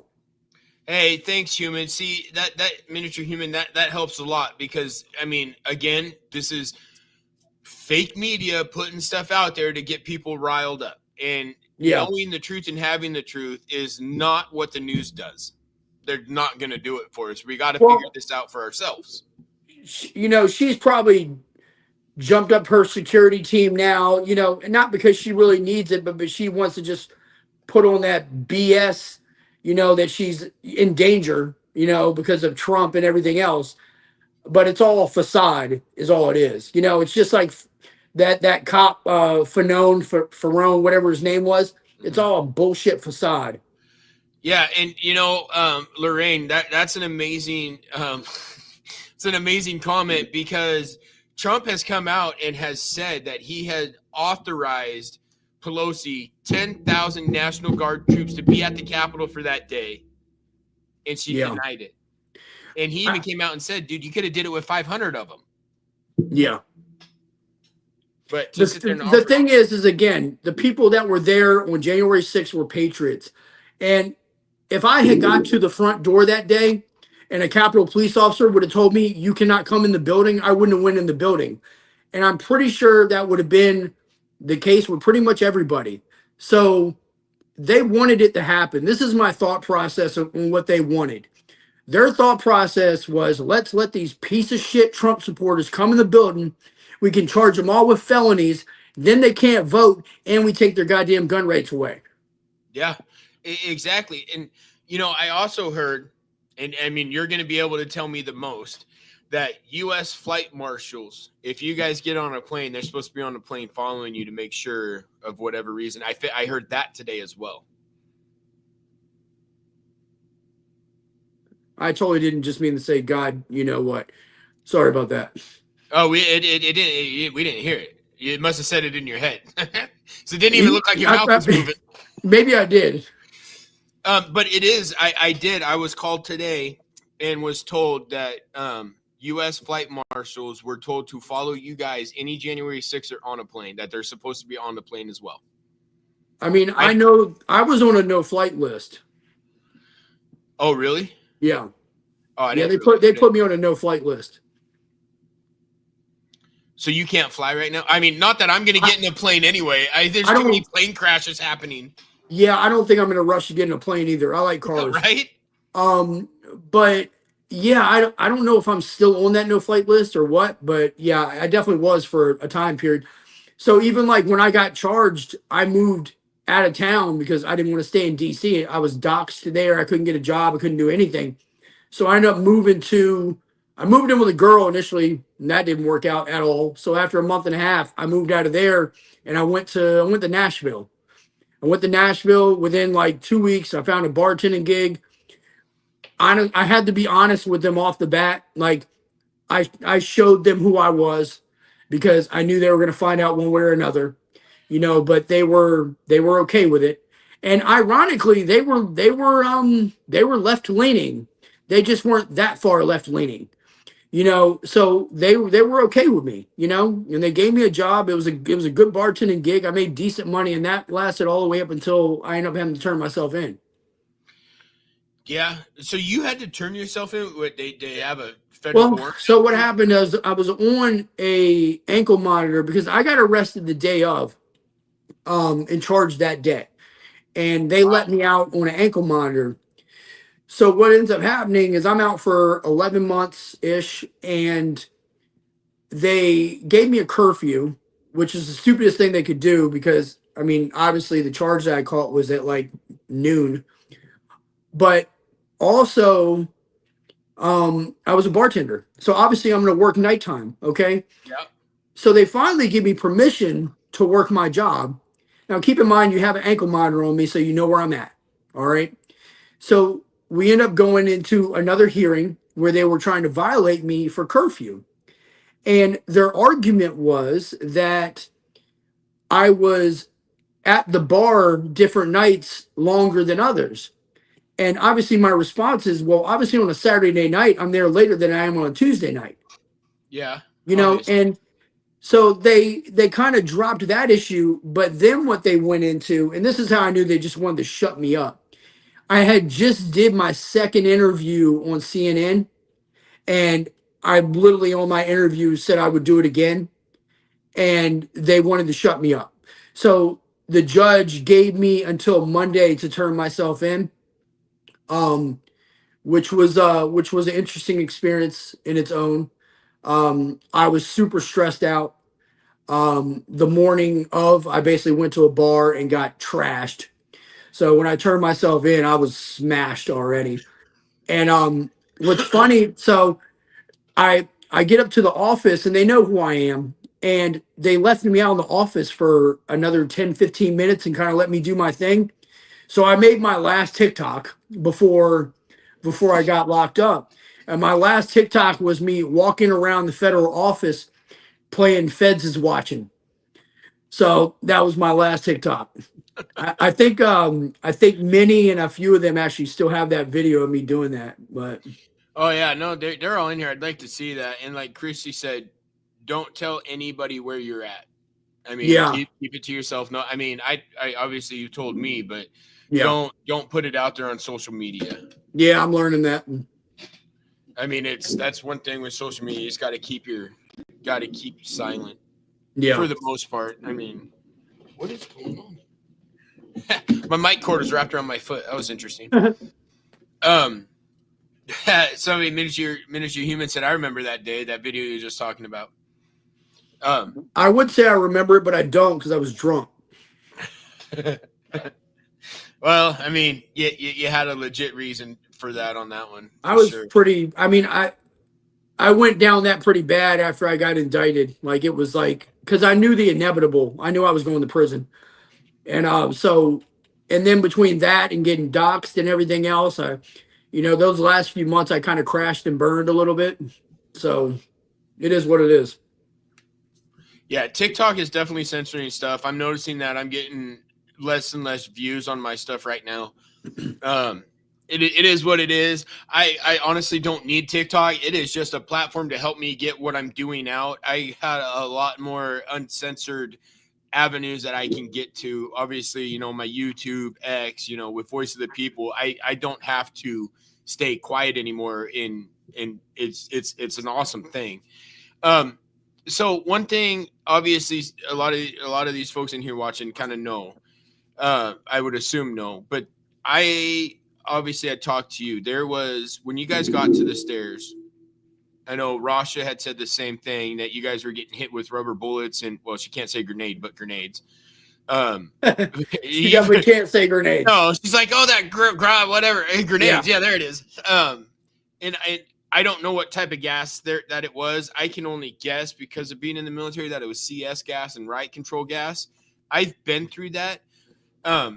What was the one thing that really took you guys from being peaceful to being irate? It was definitely the gas.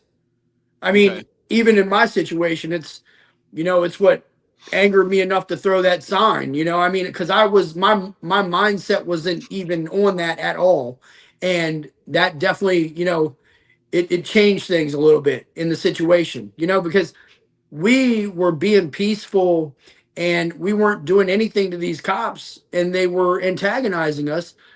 Now, I think a good majority of the Capitol Police knew what was actually going on.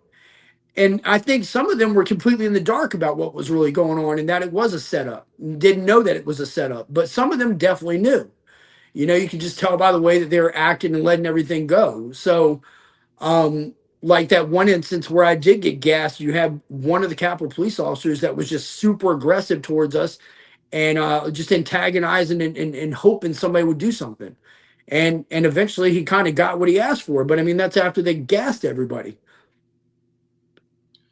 And I mean, I would have to guess that most people, when they got gassed at that situation, the first thought process was getting the hell away from the gas. Oh yeah, it sucks. CS Because gas I mean, sucks. it sucked. I even walked into the other room holding my nose. So I mean, it messed me up pretty bad for quite a few minutes. It does. I mean, I remember, in basic and all the times I had to go through the gas chamber. You usually put your mask on, you seal it, you walk in, and you can breathe just fine. And then they say, take your mask off. And we're like, wow. Excuse me, what? And your eyes instantly tear up. Then you got snot running out of your nose and you're drooling and you can't control it. And you can't rub your eyes because it's all on your hands. It's... And yeah, that's pretty much that sounds about right. So it had to have been CS gas or it might have been pepper. But that's more of a spray. When that happens, it's they want to spray it in your face. Yeah. But why were people breaking now? Okay, how do I say it?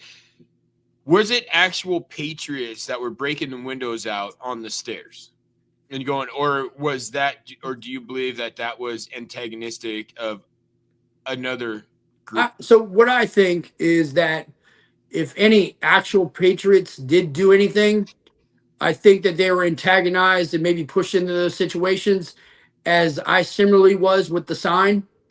So that would be my guess of that. We know that there were people planted there. We know that people were antagonizing other patriots to do stupid stuff. But then you have stuff like, you had the one guy that was actually, I guess he was only 30 seconds in front of me, that apparently broke that window out with the police shield. Those windows apparently had just been replaced a week prior, and not for nothing, there's no way that you're breaking the glass at the Capitol with a police shield. It's supposed to be like 2-inch thick reinforced bulletproof glass. So I mean, how that and if you look at that video of it happening, like that glass just shatters like it's like a car window. It's shattered like it's like one pane windows. Yeah, like, I mean there's no way. Oh yeah, no, it's ridiculous. I mean, they literally were shattering right away. And it's like, I know what single pane windows do. You can hit it with a little tiny rock and it's just going to go. Psh. Yeah. You put double pane in there, you got to throw a rock. If you put triple pane in there to help with weather or whatever, you're not breaking that unless you shoot it. Yeah. You can throw a rock and it's gonna make a little dot and it's not gonna do anything. Well, I mean, so like in another incident that happened while I was in there. So like I was in there when Ashley got hit, and I was on the other side of the building. I wasn't in that area, but I heard the shot. But the next thing I heard was the most disturbing part, and that was the cops. At the time, I didn't know any better either, but the cops getting on their radios and saying it was one of us. Saying one of us. You guys did that? They're saying one of us shot somebody. And you're talking about Ashley, I'm assuming. Yes. Yeah, no, that was the cops that did it. Well, exactly, but they were trying to put fear and put out there that there were patriots and there were guns, which just wasn't true. You know, so it was just all part of their false narrative bullshit. So, hey, for all you guys watching, anybody that was a part of January 6th, I know Patriot, you were in there when they're commenting. This is my radio email. If you guys write it down and shoot me an email, I will put you on my show. And Josh has already agreed to be a co-host with me. So any of you that are in here that want to get your story out, please email me and I will have you on my show. Yeah, we definitely want to.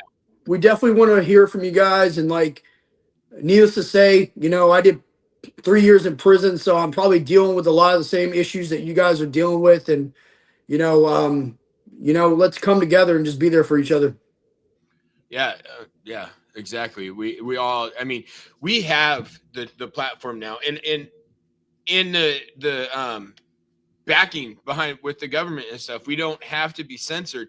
And I really think we got about, I don't know, I would say a 12 to 20 year run of Republicans, because everybody knows it's going to get better and we're going to keep voting. And it's going to keep, like, I can really, truly, I can see it being like Vance and Candace Owens on the next election. Yeah. And then Vance Owens. I love Candace Owens. Oh, she's amazing. And then Owens and, Charlie Kirk or Tucker Carlson for 8 years behind that. I could see it happening. You know who I got to take a picture with at the first rally that I went to in November, which was the most awesome thing, is Brandon Tatum. Really? Officer Tatum. Officer Tatum. Yeah, I actually ran into him on Pennsylvania Avenue during the rally. And, of course, I took a picture with him. And he's just an awesome dude. He's a lot bigger in person than I thought he was, too. He's a big dude. Yeah, he's a big dude. Hey, there ain't nothing wrong with that. I mean, the thing is, I don't get why this was like that. So now, you had told me, I mean, offline talking, that when you walked into the Capitol, that there was a certain somebody just sitting in a chair watching you guys walk by. Yeah. Can you explain that explain that avenue of this? Because obviously you guys didn't feel threatened. No, I mean, again, we were walking right by Capitol police officers that weren't even attempting to tell us to do anything. I had to personally stop and talk to one myself, where I asked him if I was allowed to be there, and his only response was, yes, just don't break anything. That was the answer that I got from him. So at no point did I think that we were anywhere we weren't supposed to be. Damn. And yes, Miniature, I want to get all your guys' perspectives out there, because no matter what, you weren't in the same area Josh was. You could have seen different things. You know, Rasha probably wasn't right there. I mean, that poor lady got from what she's told me, went through hell because she went into the front door and took a picture and left. She said she wasn't even in the Capitol 55 seconds. She literally took a picture and left, and she's gone through hell because of it. And I just don't. Now, don't get me wrong. And I've told Josh this. I think that there was probably people that went into the Capitol that were there with malicious intentions, and I do believe that there was some of them that probably did do malicious activities. And those, to me, were the ones that I went back. They, I agree with them going to prison. I mean, so out of 1,500 people and everything that happened that day, you're gonna have a few bad apples. It's just it's a numbers game. It is what it is. So What do you think of this comment? It says, what do you think of the judge giving Proud Boys names away to the church? I don't know what church I she's mean, talking about. I think it's disgusting. I mean, you know, something that happened to me, which was also disgusting, the day after I got sentenced, the Washington Post wrote an ad on me, and they dropped my kid's name in the county that they lived in. And not for nothing, my last name is Pruitt. There's not a whole lot of Pruitts. So if you wanted to find my kids, it was going to be easy for you to do. So that's the kind of warfare that they've had against us. I mean, they're really disgusting. Their morals are just trash, and they promote violence. They really do against us for just having a different opinion. Yeah, they're running scared, man. I don't know if you've been seeing any of the clips. Democrats are running scared right now because Trump ain't screwing around. He's just not. Trust me, I'm watching everything, and I think it's awesome. Yes, Mama Nay, that is a lady with the 3 kids, and she will be on this show in 2 weeks. I already have her scheduled. I've been talking to her for the last week. Same with Josh. She's going to get on here, and yes, it is completely heartbreaking. Her story, just from when she was arrested in front of her kids by SWAT team that just went into her house and took her, and she had no idea. And she was forced to take a plea deal because of her kids. I can't fault her for that. Yeah, I mean, Rasha's going through a lot. A lot. I've been talking to her every day, trying to keep her head up, you know, but she's definitely got a great story to tell. She's just a good person overall. You know, I feel bad about what she's going through. It's horrible. I mean, I talk to her daily too. She's already been messaging me and talking to me today. I mean, it's a daily thing because she's struggling as well, and it makes it even worse because of her background and where she came from. Yeah. So, it breaks my heart. And no problem, Amber. I mean, I know who you are, but of course I'm going to cover this. This is something that needs to be brought up a lot. Everybody needs to know J6's side of what happened and how they were treated. And it's just ridiculous. I mean, luckily, Josh, you were forced to turn yourself in. I'm not going to say luckily, but at least it wasn't SWAT or FBI showing up at your house and just ripping you out of your house and not knowing what had happened.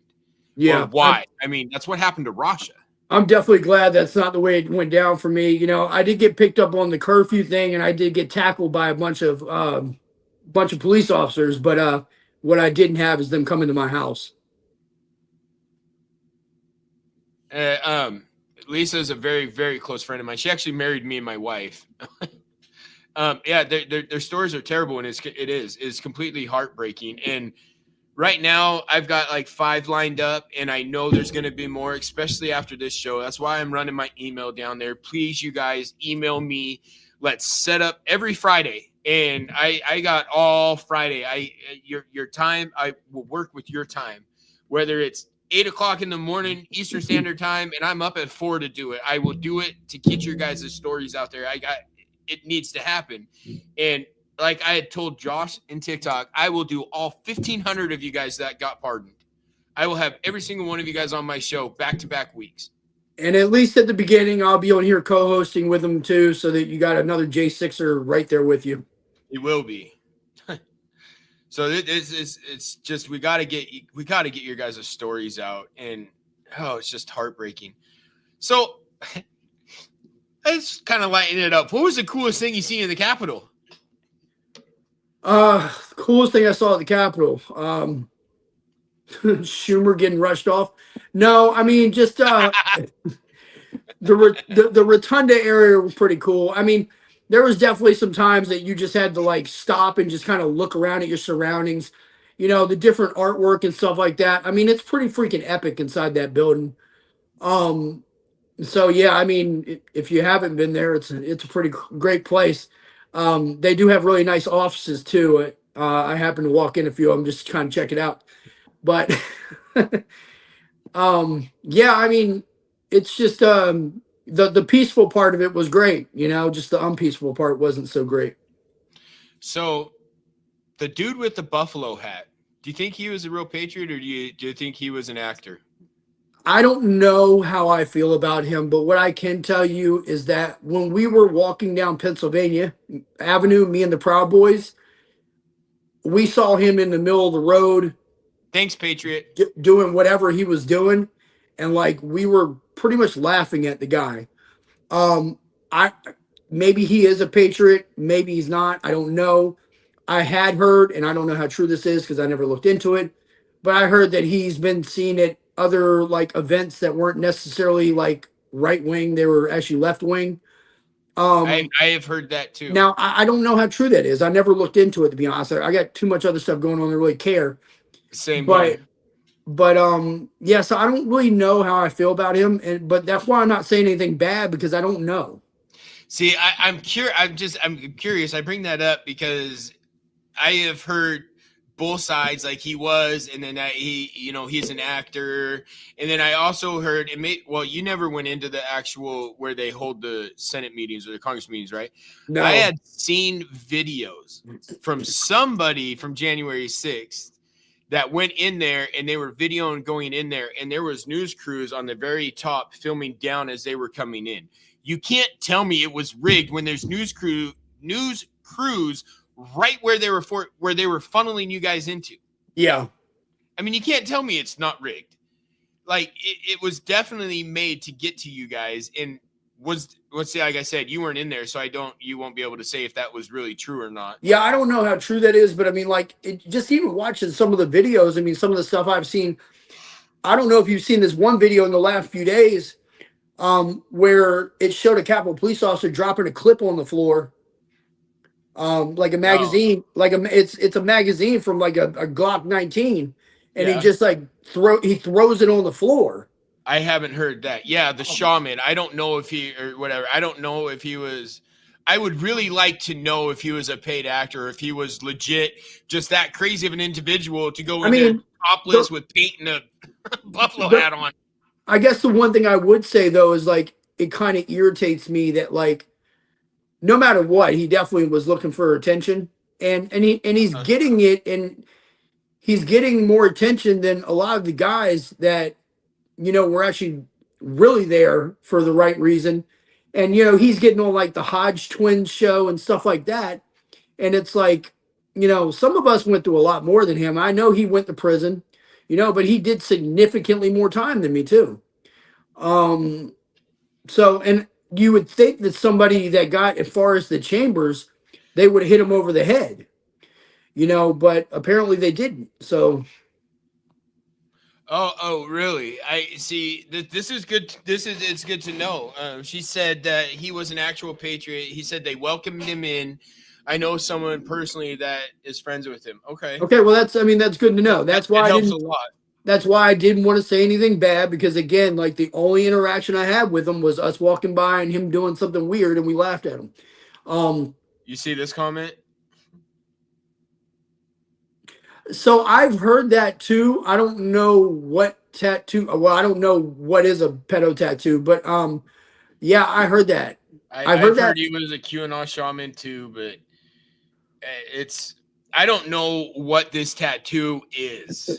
I don't either. I've heard of this. So what I've heard about the tattoo is that basically, if you go and look up like what they use for a code of a pedo, it's like the upside down like pineapple thing or whatever for swingers, but for pedos, is that's what he's got tattooed on him. So I don't know what the actual symbol is or what to even look for, to be honest. Yeah, I have no idea. I could never find her office. So, I mean, yeah, that is weird how people, knew right where to go. That is extremely weird, Christy, that certain individuals knew right where to go to do certain things. I mean, that's a big ass building. Yeah, I mean, so like for me, when I ended up down the hallway that Chuck Schumer's office was, I was actually lost. So like I had no idea what I was even walking down. And he just happened to walk out of this freaking office with Secret Service. So, yeah, for somebody to know exactly where that was is interesting to me. See, yeah. So the fact that they knew right where to go tells me that those individuals were probably actors or they had been to the Capitol before and just kind of knew. But aren't those offices like behind closed doors where public can't go? Not that much, no. Really? I mean, I didn't have to go anywhere special to walk down that hallway to those offices. See, I've never been to DC. I mean, I might have went through a doorway or something, but if I did go through a doorway to go down that hallway, then that means they had the freaking door open, which is even more suspect. It's fucking, there's too much to go through. Hey, you guys, I'm gonna play a song from a good friend of mine. He's a retired Marine. It's Scotty Fraser. To be quite honest with you, I gotta take a leak, and I'm sure give Josh a second to get up and move around. I'm gonna play this song. His name's Scotty Fraser with Sergeant Records.com.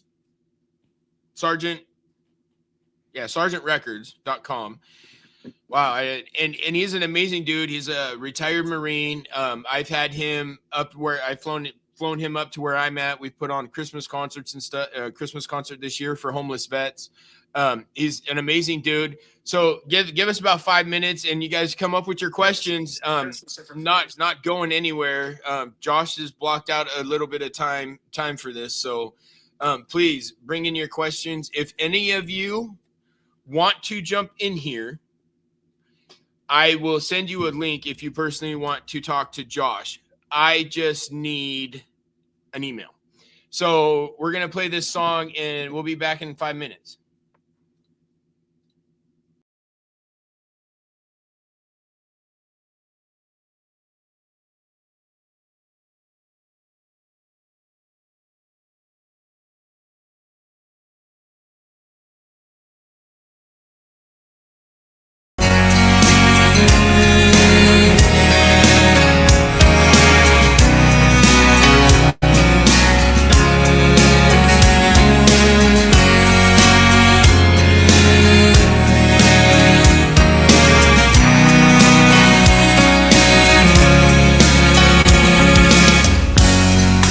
Listening to my heartbeat pound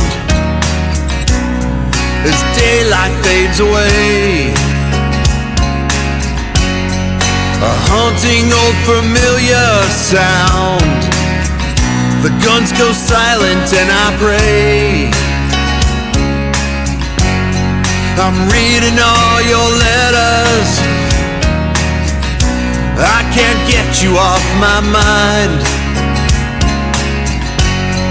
Smoke the day's last cigarette. Thankful I'm alive. Mine's not to wonder why. It's just to do or die. Mine's not to wonder why. It's just to do or die.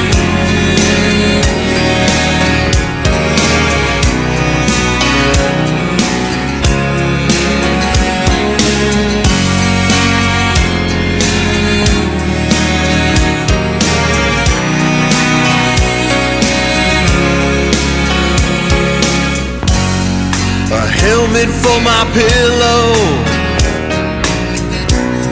I rest on broken glass.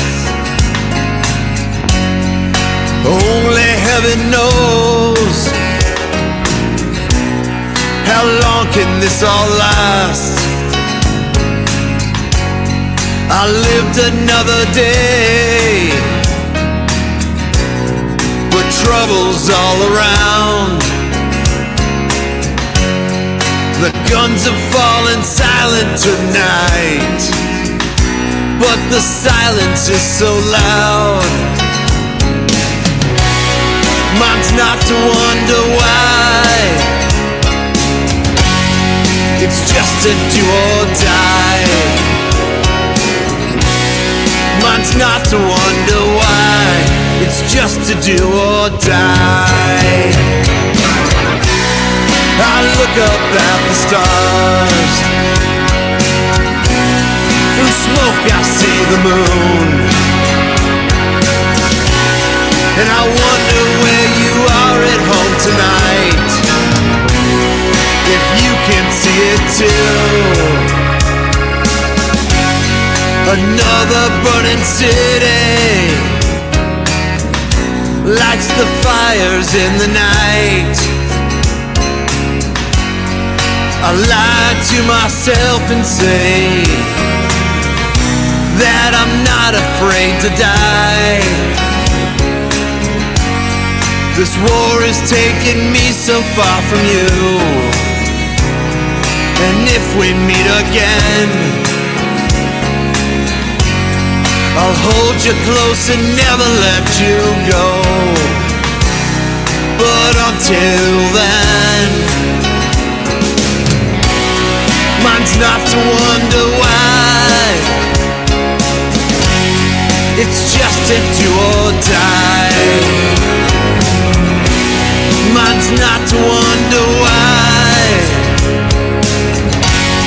it's just to do or die. Mine's not to wonder why, it's just to do or die.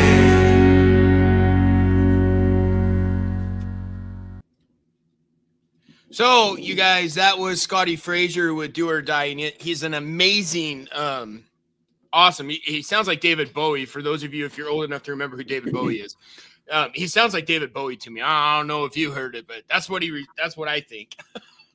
Can you hear me, Josh? Yeah, I can hear you fine. All right. I was over here. I think I have a TikTok addiction because I would have made a video while we were on break. This is a great comment. I don't know how to say your FUX odd. I don't know. But yeah, only two have offered to give their lives for everybody in this country. And was Jesus, and it's an American soldier. Very much. Oh man, that's an amazing comment. And I love that. And thank you for saying that. Yeah, you guys, nice. I'm not on Rumble, but you can find me on Facebook, Big Grizz 1313 on Facebook, or the Big Grizz Show on Facebook. I'm not going to give you guys my personal one because I don't know who's all watching, but I am streaming on that and on the Rumble stuff with Voice of the People. Same places this gentleman will be hopefully here in a month or so. We'll be having him have his own show, and yep, that's going to be amazing. I can't wait to hear that because this is raw and unfiltered. We're not. Yeah, I mean, I more than look forward to it just because I'm not being censored for once, and everywhere else is censoring me. So I'll be able to come on here and actually run my mouth. I can promise you, I will never censor you. The only thing, and sometimes it slips, is dropping the F word. That's the only thing that, and it's slipped with me today already. And that's the only thing. I don't give a shit about what you say, who you talk to, anything. You know what I mean? We actually, I got a link to send out here. Another gentleman, you'll see. He's okay. Gonna be, well, I don't really want. He's gonna be hopefully soon. When he makes the decision, he'll be going right along with us. So I got to be careful with what I'm saying, because I don't want to ruin anything he has for himself right now. His email is really called human. Oh, this guy. He's a good friend of mine. I love him to death. We've always worked really well together on. Yeah, I think you. I remember you talking about him the other day. Oh, okay. I got, because he sounds like he wants to jump on, because I did say shoot me emails and I'll bring whoever in here that want to talk to you. So yeah, he just texted me, said send me a link. Yeah, let's go. 42. So I just got to get this link set out. You guys, this is crazy. I'm not gonna lie. With everything that's going on, this is probably the most watchers I've had. I don't even know where the audio is. I'll have to talk to Dan afterwards, because I know I'm broadcasting to his audio audience. So I'm really curious to see How many people are watching? right now on Facebook's 13, but that's not to include what's on Rumble. And this is just people that are commenting. It's not to include what's on Rumble, Okay. X, my 2 Facebooks, my YouTube, Voice of the People's YouTube. I don't know the views on that. All I can see is who's commenting. And at this moment, 13 people have commented. Okay. But I think that's about how many people I invited. It was up to 18 that were actively in the show, but that doesn't stop anybody from scrolling through Facebook and seeing, oh, I'm just going to sit in the background and watching. So yeah, I'll pull up the analytics and I'll talk to Dan afterwards because I'm really kind of curious because I've promoted the crap out of getting you on here. And I'll be doing the same thing this week. I'll be making more videos and promoting the crap out of. As soon as I know for a fact Dan Valdez wants to be on, he's a gentleman that was a J6er, and the little bit that I do know is him and his son were there, and they were both put on house arrest, and they were separated. They weren't allowed to see each other till the court or whatever. In the process of all that happening, his son had passed away due to a car accident. He didn't even get to see his freaking son. So I've talked to him. I have an appointment set, but I need to work. I need to make sure that he's going to be here next week. I definitely been watching a lot of his stuff. So you know who I'm talking about? Yeah, I know exactly who you're talking about. Hey, so check it out. We got Battle Rhythm Podcast coming on. This jackass. This a-hole. Caesar, Josh Caesar, good friend of mine. Like What's I up, said, brother? I don't want to ruin what he's got going on. So I'm not. He can tell you if he wants to. I ain't going to take. I don't even know what you're talking about. First of all I came in here is to tell this dude, Josh, is that dude. I really appreciate what you have done. I am so sorry that you had to endure the shit that you endured, because nobody in the right context or in the right mind should actually have to go through that part, especially if you know you're 100% right. Yeah. Right? Because we as patriots and we as veterans, we want to make sure that we will always uphold the Constitution no matter what, right? And that's the one thing. So I commend you. Thank you so much for what you did, and I am so sorry that you had to go through what you did. I mean, Hey, Dan, hang on a sec, you guys. I'll show the comment. Dan, thank you. Can you drop numbers and show me? And this is what I'm commenting to right now. It's all over the world. Look at that. This is our audio. This is the audio that we've been doing, and he gets the analytics, so he knows where it's going. Oh, okay. That's Dan. I appreciate that, by the way. And one thing I will say is that I wouldn't change that day for anything for me, because I am a proud patriot, and that's saying a lot for somebody who spent 3 years in federal prison. Yeah. No, man, dude, I can't even fathom that thought, dude. I can't. You know what I mean? I spent a year in Syria, and that was like almost like a federal prison, to be honest with you. Because I couldn't go anywhere. Here you are. And I know you're if you're a believer, you know what Syria means. You have Damascus going down that way. There's a lot of stuff, and I would have loved to have gone to see these sites, but because of the political environment that it was in at that point in time, there was no way I could have gone. And you know what? Is that on my bucket list? Of course it is. I think if you're a believer, you definitely want to go to something like that and actually see something of that sort, because you're like, hey, do you want to get baptized where Jesus got baptized? Heck yeah. I mean, who wouldn't? Yeah. You know what I mean? So, funny thing, you say you were in Syria. 2003, I made a wrong turn and ended up in Syria, and we weren't supposed to be there. Oh, wow. We made a right instead of a left, and boy, we had like a 20 vehicle convoy, and it was not a good thing. He forgot to do this. Oh yeah, it's this one. Yeah. I wasn't the lead vehicle, so I just, so you're just following it. You're following everybody else. I mean, like, what happened in that situation? Did people show up? There was definitely people showing up in the roads, and we turned every vehicle around as fast as we could, because at that time, we were not supposed to be there. Yeah. And once we realized there, the base we were at. So if you got Iraq like this, and Syria is on this side of Iraq, right on the border of Iraq and Syria, right on the border, there's a military, there's an army fob there. And you come down the road and you got to turn left into that fob. Well, for some reason, we didn't, the lead vehicle made a right on the road that we should have took a left on.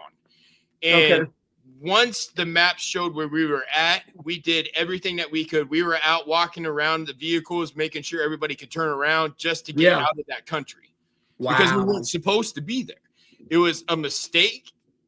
Nothing from that happened. Caesar, I don't know what happened to you. It says you got disconnected. We don't know exactly why we were there. Right. And luckily the people were very nice, and that we could tell, but there was definitely an influx of people coming to right where we were. And it was like, holy hell, we need to get out of this like right now. I mean, the same thing happened like in 2003, we when we went in the invasion, right? So I was personally, I was the 19th Humvee that crossed the border not even 5 minutes after Bush declared war. Right. And we were ready. We knew it was coming. So we were all sitting in the vehicles ready to go. And we crossed, and probably one of the most nerve-wracking things in all the shit I had to go through, whether it was, you know, going into buildings, firefights, any of that, was when we got to Baghdad and they were setting up an ambush, and we could see it coming. So we were trying to push through as much as possible. Well, the thing with Iraq, there's probably 8 million people in that town. Yeah. And it's very small, and it's just one road in and out that we were on. Well, the one and only time we ever had to go fix bayonets, which, you know, that's not good because that's people really close for you if you're getting told to put your bayonet on your rifle. Yeah. And we were outside the vehicle, walking next to every vehicle. I mean, they weren't even doing half a mile an hour because there were so many people, and we were literally poking people. I don't want to say stabbing, but I'm sure that happened. But we were poking people to keep them away from us because they were running down the sides of the bags and cutting bags open. And I mean, we were standing out there trying to keep them away just so we could get through Baghdad. It was something else. That was probably the most nerve-wracking thing I had to deal with over there, just because we didn't know what was going on, and we had no armor at that time. We were legit no camp. What was that? Yeah, what was that? 2004, 2005. Yeah. What do you got? I got I definitely commend all you guys in the military. I mean, that was the probably biggest mistake I ever made in my life, is when I went to the recruiting office for the Marines not joining. So like 9/11 for me, I lived in DC, and I was driving down, I was driving down Pennsylvania Avenue, and I'm listening to it happen on the radio. And I had to drive right by the White House, and they stopped us and everything and looked in our cars and everything. So I had to listen to the whole thing happen. So, and in the way that DC was that day is, at that point, if you were in the city, you couldn't get out. And that was all day long. And if you were outside the city, you couldn't get in after everything happened. So I was going to work, but I had to stay till about 10 o'clock that night before I could leave the city. Wow. So how many people do you think were actually there? Because I mean, judging by me, from what I seen, there was like a few million Patriots and Trump supporters there. You don't think so? Yeah, easily. Wow. There was really that many people that were there. Absolutely. I'd probably say there's 5 or 6 million people there. It was that crazy, because it wasn't just right there. It was down other streets too. But they just focused on that one street. Yeah. Right. But I mean, Pennsylvania Avenue, the walk from where Trump was speaking at Freedom Plaza to the Capitol is like 10 blocks. And it was completely packed the whole way down. The whole area of DC. If anybody hasn't been there, it's pretty accessible by foot, unless you're going to unless you're going to like the different museums where sometimes you have to take the metro to get there. But it's pretty accessible walking. It really is. You can access pretty much everything. Yep. I mean, it was definitely built by the Masons. You know what I mean? Because for sure. It's this or that. So people don't understand, the whole history behind it. It's so fascinating to me, and just to go see, the Declaration of Independence, and you go see the Spirit of St. Louis at the Air and Space Museum, dude. It just takes you back, and it's like, wow, this is the greatest country in the world, and we live in it, and hopefully we can get it straightened out. Because I think a lot of us definitely want to go back to an America and to a U.S. that is self-sufficient, absolutely, in the right way. Me and you have talked about this a lot. I mean, it needs to go back to we the people in the Republic Constitution, not this bring everybody from other countries in and let them run everything. No, we need to get back to our grassroots. Well, I mean, you pretty much said that last night, Caesar. Grassroots. We need to get back to our grassroots. What happened? Where's Paul Revere and George Washington when you need them? I mean, my thought process right there on my left and on my right. I feel like their thought process was with the illegals is bring them in and put them in places where they could change the electoral votes and get those votes up and give them more pathways to win. Look, it was just a setup. I'm not saying that illegal immigration is wrong. If you're going to come in as an immigrant, do it the right way. There's nothing wrong with that, right?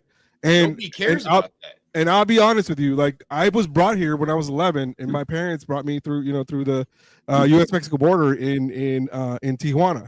Okay, so I was an illegal immigrant, but guess what? My dad became a citizen, and then I was able to get through all that stuff. Then I chose to go into the military. Yes, I did it wrong in the incorrect way. However, I had no choice because I was 11. You know what I mean? It wasn't me. Well, yeah, of course. You know what I mean? And I chose to defend this country because this country gave me my life and gave me everything that I wanted to do, right? So it gave me the freedom to go to school, gave me the freedom to go to, to get a great job and all this stuff. Now I have somewhat of a voice to actually say I can do this. So we're not saying that the illegal immigration is immigration is incorrect, but if you're going to come to this country, do it the right way. There's no one's saying that you can't have it. Just do it the right way. But also, if you're gonna go into that, look, I'm going back into history, right? In the 1940s, there was this, especially in the U.S.-Mexico border, the relationship they had. There was a program called the Bracero program, right? And who works the fields in Yuma, in Arizona, in California? Who works those fields? The Mexicans do, right? Mexican Americans do. They travel around in the different seasons to actually get your lettuce, your onion, your potato, all that stuff during that time. In the 40s, in the 30s, 20s, 30s, and 40s, there was this program called the Bracero program, meaning that they would come and they would work the seasonal jobs for that time, and then they would go back. All they want to do is work, make money, and go back, and that's it. Bring that type of program back where they're actually able to just come in and out during that seasonal job, and nobody's taking those jobs. I'm sorry, like if it's a lot of American society, if it's not a unionized job, sometimes they don't want to take those jobs. Now, the only thing that I would say, and this is just personal, I'm not the biggest fan of, is people coming over here making a bunch of money and just taking it back to their countries. But no, in a way, but let's be realistic though. Like those jobs in the fields, right? There's picking strawberries, picking lemons, picking whatever it is. You and I, if we're educated, I'm not going to take that job. My parents did. I worked it. Yeah, I grew out of it. I'm sorry. I'm not going to take those jobs. I mean, I agree. I'm not going to take it either. Yeah. So, if those guys are making, and they don't get paid by the hour, they get paid by the bushel. However many, however many boxes of strawberries you make, that's how much you make. You get basically paid per pound or whatever. It's not glamorous. So that's where if you see these videos where people are actually in the fields, they're running because they need to make, the more they make, the more they pick, the more they make. Yeah. So think about that. No, I get it. And like you had said, I mean, do it the right way. If you're legal, you're legal. Awesome. It's great. Nobody's going to look bad at you. One iota, nothing. Race, nothing. None of that matters. Just be legal. I mean, that's like driving. You're not going to go out. I mean, people do all the time, drive without a license, but you're going to have ramifications if you get caught, right? You're going to get a ticket for not having a driver's license. You're going to get a ticket for a suspended license or not having insurance or whatever. That's normal. So what is it's bad? Expected. Yeah. So what is so bad about ramifications for coming into this country illegally? I've been watching these stupid ass liberals that are getting on there and saying, "Oh, they're not illegal," and then you got old Holcomb up there. They crossed the border illegally, right? What was it? They're illegal. The new border saw when he was in Congress debating with AOC. He's like, they broke the law. that was the funniest thing, dude. I was like, no. When they said how many of them are criminals, and she said all of them because they crossed the border. It was great. Yeah, that was the new press secretary. Yeah, wasn't it? Yeah. Oh, dude. Yeah. She in the 2 weeks week that she's been doing this has made that Catherine or Karine, John, whatever her stuck name is. She is making her look bad because she has answers for everything. She is great. Like everything. I mean, they can't even mess with her at all. Oh, she's got all the ammunition she needs. Mm-hmm. It's the same with the previous press secretary that Trump had. She was really good too. Oh yeah, Kaylee? Yeah, she was really good. Awesome. Yeah, she's awesome too. But that's what you get. Trump gives them the information that they need to talk to answer these questions. Well, they're in those briefings. Yeah. I have 100%. I'm 100% sure that they're in those briefings when he's getting briefed in the morning. That he's okay. This is the talking points I want you to hit today, and they have to have the yeah. I'm pretty sure. You know what I mean? They have to be. He is making the left side look so bad right now by just doing by what he said. I had somebody comment on one of my videos or was in a live or something. I don't remember. He goes, "What has Trump done? He's just a liar." Here goes me. So he said in his rally he was going to deport illegal immigrants. Newsflash, that's happening right in front of your eyes, and you're pissed off about it. He said he was going to investigate all the money and where it was going, what's happening. He said that he was going to oh, damn it, I lost my train of thought. Fix Ukraine and Russia and the Israel thing. All of this is happening. So what has he lied about? Name one thing that he's lied about. I don't know if you guys seen the press release he had or with Netanyahu when he did the interview with Netanyahu. The U.S. is taking over Gaza. According to Trump, the Gaza Strip is going to become a U.S. territory, and he is going to get rid of all of them. He said it, and Netanyahu agreed to it. Yeah. So he's going to build a hotel at the Gaza Strip. Remember? Yeah. No, he's saying he's going to do that. He's going to go in. He's going to send us over there. He's going to get rid of all of Hamas, and he's going to build Gaza like he knows how to. And Netanyahu or BB, whatever Trump was calling him, agreed to it. Not to mention, Putin came out and said that he is willing to negotiate with Trump. He did when he was in office the first time. He did that. He did. Same thing with North Korea. They negotiated with us as well. All of these people that are supporting Ukraine, Zelensky got mad and basically told Trump to fuck off because Trump was going to stop the funding to him. Well, yeah, you stopped the money cow. That's why. The thing about people saying that Trump doesn't do anything is, even when it came to my pardon, I'm on the phone with my dad, and my dad's a freaking crazy liberal. And he was just like, don't count on that pardon. He doesn't do what he says he's going to do. Da, da, da, da, da. And I swear to God, I get pardoned. And like, I talked to my dad and like, I don't even know if he was happy that I got pardoned. It's like he almost wanted, he almost wanted the got you moment, and it's just like, it was just so weird, I mean, that's another thing that Trump said he was going to do, and he did it. What day did you get your pardon? I left on the 20th. Okay, so the day he took office, you guys were pardoned. Like he said it was going to happen. He signed the pardon at like 7:30 at night. I was getting my cell door opened at 11:30, told to pack my shit, let's go. Damn, that's So, pretty Like, quick. and like literally Really quick. 4 hours later. Yeah, it would have been sooner, but he was kind of busy. Yeah, yeah, exactly. Dude, He that was, dude's you saw- he was dancing, dude. He was dancing. He didn't want to If do you nothing. if you saw when he signed that executive order, he passed it to him and he said, "Get it down there right now so we can get him out tonight." Yeah, I mean that's literally like what happened back in the day with the Iran Contra stuff. You know, remember when Reagan took office, the day off, they released those prisoners. I know I'm going back and probably dating myself, but I mean I remember that vividly. I was like 8 years old when that happened. Let's say I don't remember that. well, Yeah. Josh, needless to say, I think you're younger than both me and Caesar. Yeah, I'm about to be a grandpa. No, I'm I am pretty a freaking grandpa. old. I'm pretty freaking old. So let me say, before or after 85? Before. Oh, you're closer to my age then. yeah, Hey, I'm a I'm- 70s baby. Hey, I'm 81. Me too. We're the last generation of Gen X. The last year of Gen people can say whatever they want, but I don't. I would say Gen X can go up to 85. It depends on who you were raised by. So that's the thing. You're okay. So the cutoff was 1980. Just listen. Yeah. Hear me out. So what 1980 one was the person cutoff, right? For Gen X was 1980. Now there is a micro generation called the sexennials, right? Because they're kind of millennials at that point.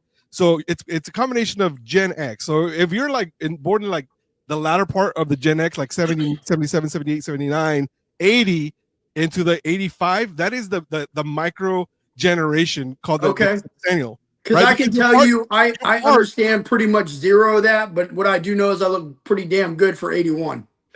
yeah. I'm not knocking that, but I'm saying is because we're part of both in a way. You know, you're part of X because you probably had an older brother that was a Gen X or an older sibling, and then it was the you. old one. Okay, well there you go. But it's still the same. So I'm just saying there's a micro generation in there between the two of them that we can only call ourselves that. So that's what I'm saying. I'm Gen X. I don't give a shit what anybody says. And that's never because I've seen the cutoff was 80. I've seen the cutoff was 81. I've seen the cutoff for Gen X was as high up as 85. So nobody knows these generations. You can just put it on. To me, it's how you were raised and your thought process behind everything. If you don't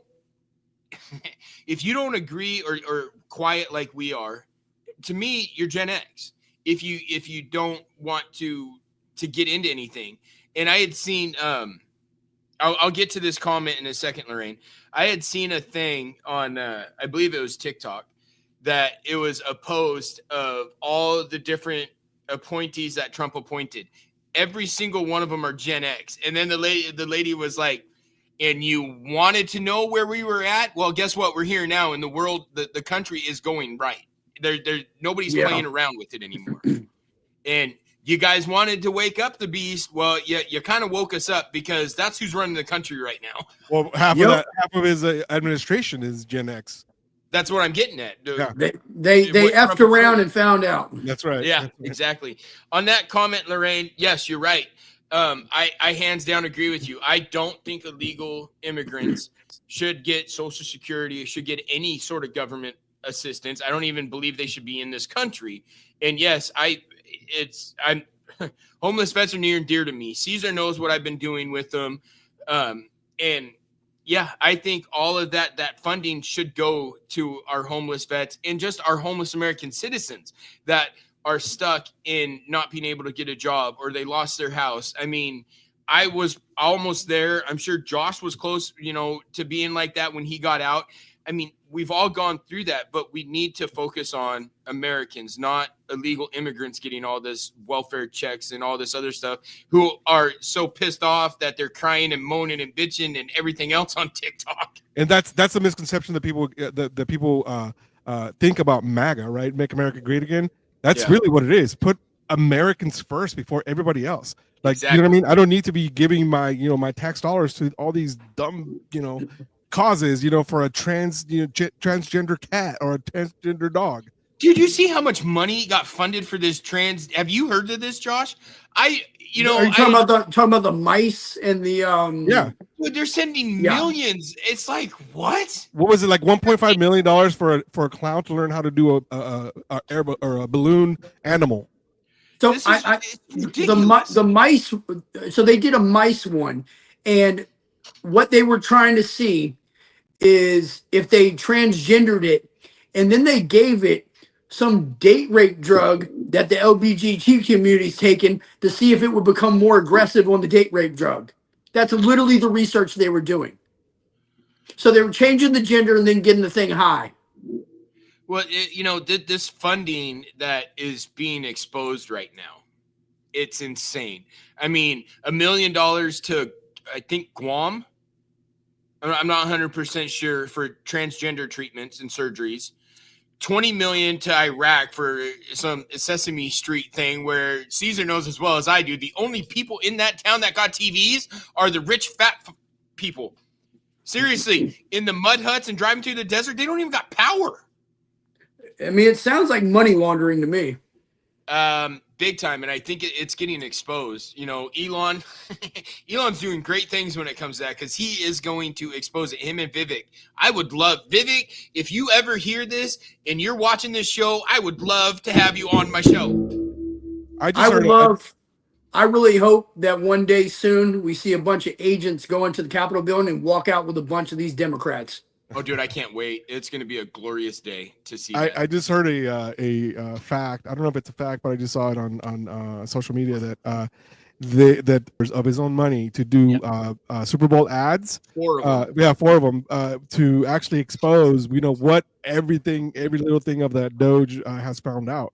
And what they really are mad about is the fact that they are now exposing their cash cow, because, like you said, because they're probably money laundering, that it's going to somehow come back to them, and just like, you know what I mean?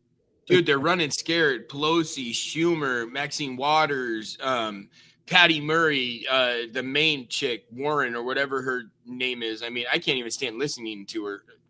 She looks like something off of old lamb chops or something. She's just annoying as piss. These guys, these people that have done this are running scared, and they're trying to cause issues, and they're causing more of a divide than what there's already in this country, because they're scared.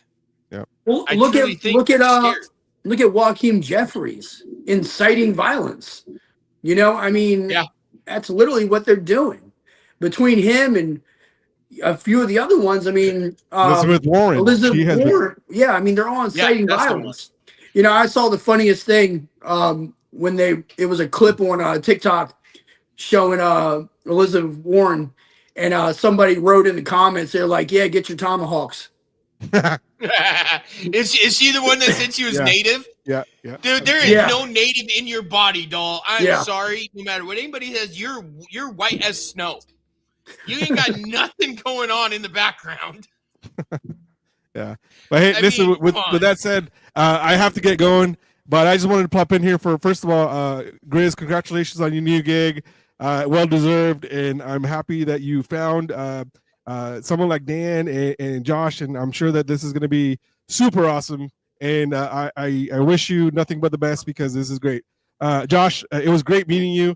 Again, thank you for what you did, and I my heart goes out to you for the shit that you endured, and I hope that that your near success that you have here coming up in the future with your book, it's going to be great for you. And I'm letting you know right now, once you get that link to sell your book, I will have that link on my podcast to help you out, because once I get settled in and the air is cleared, I want to bring you into my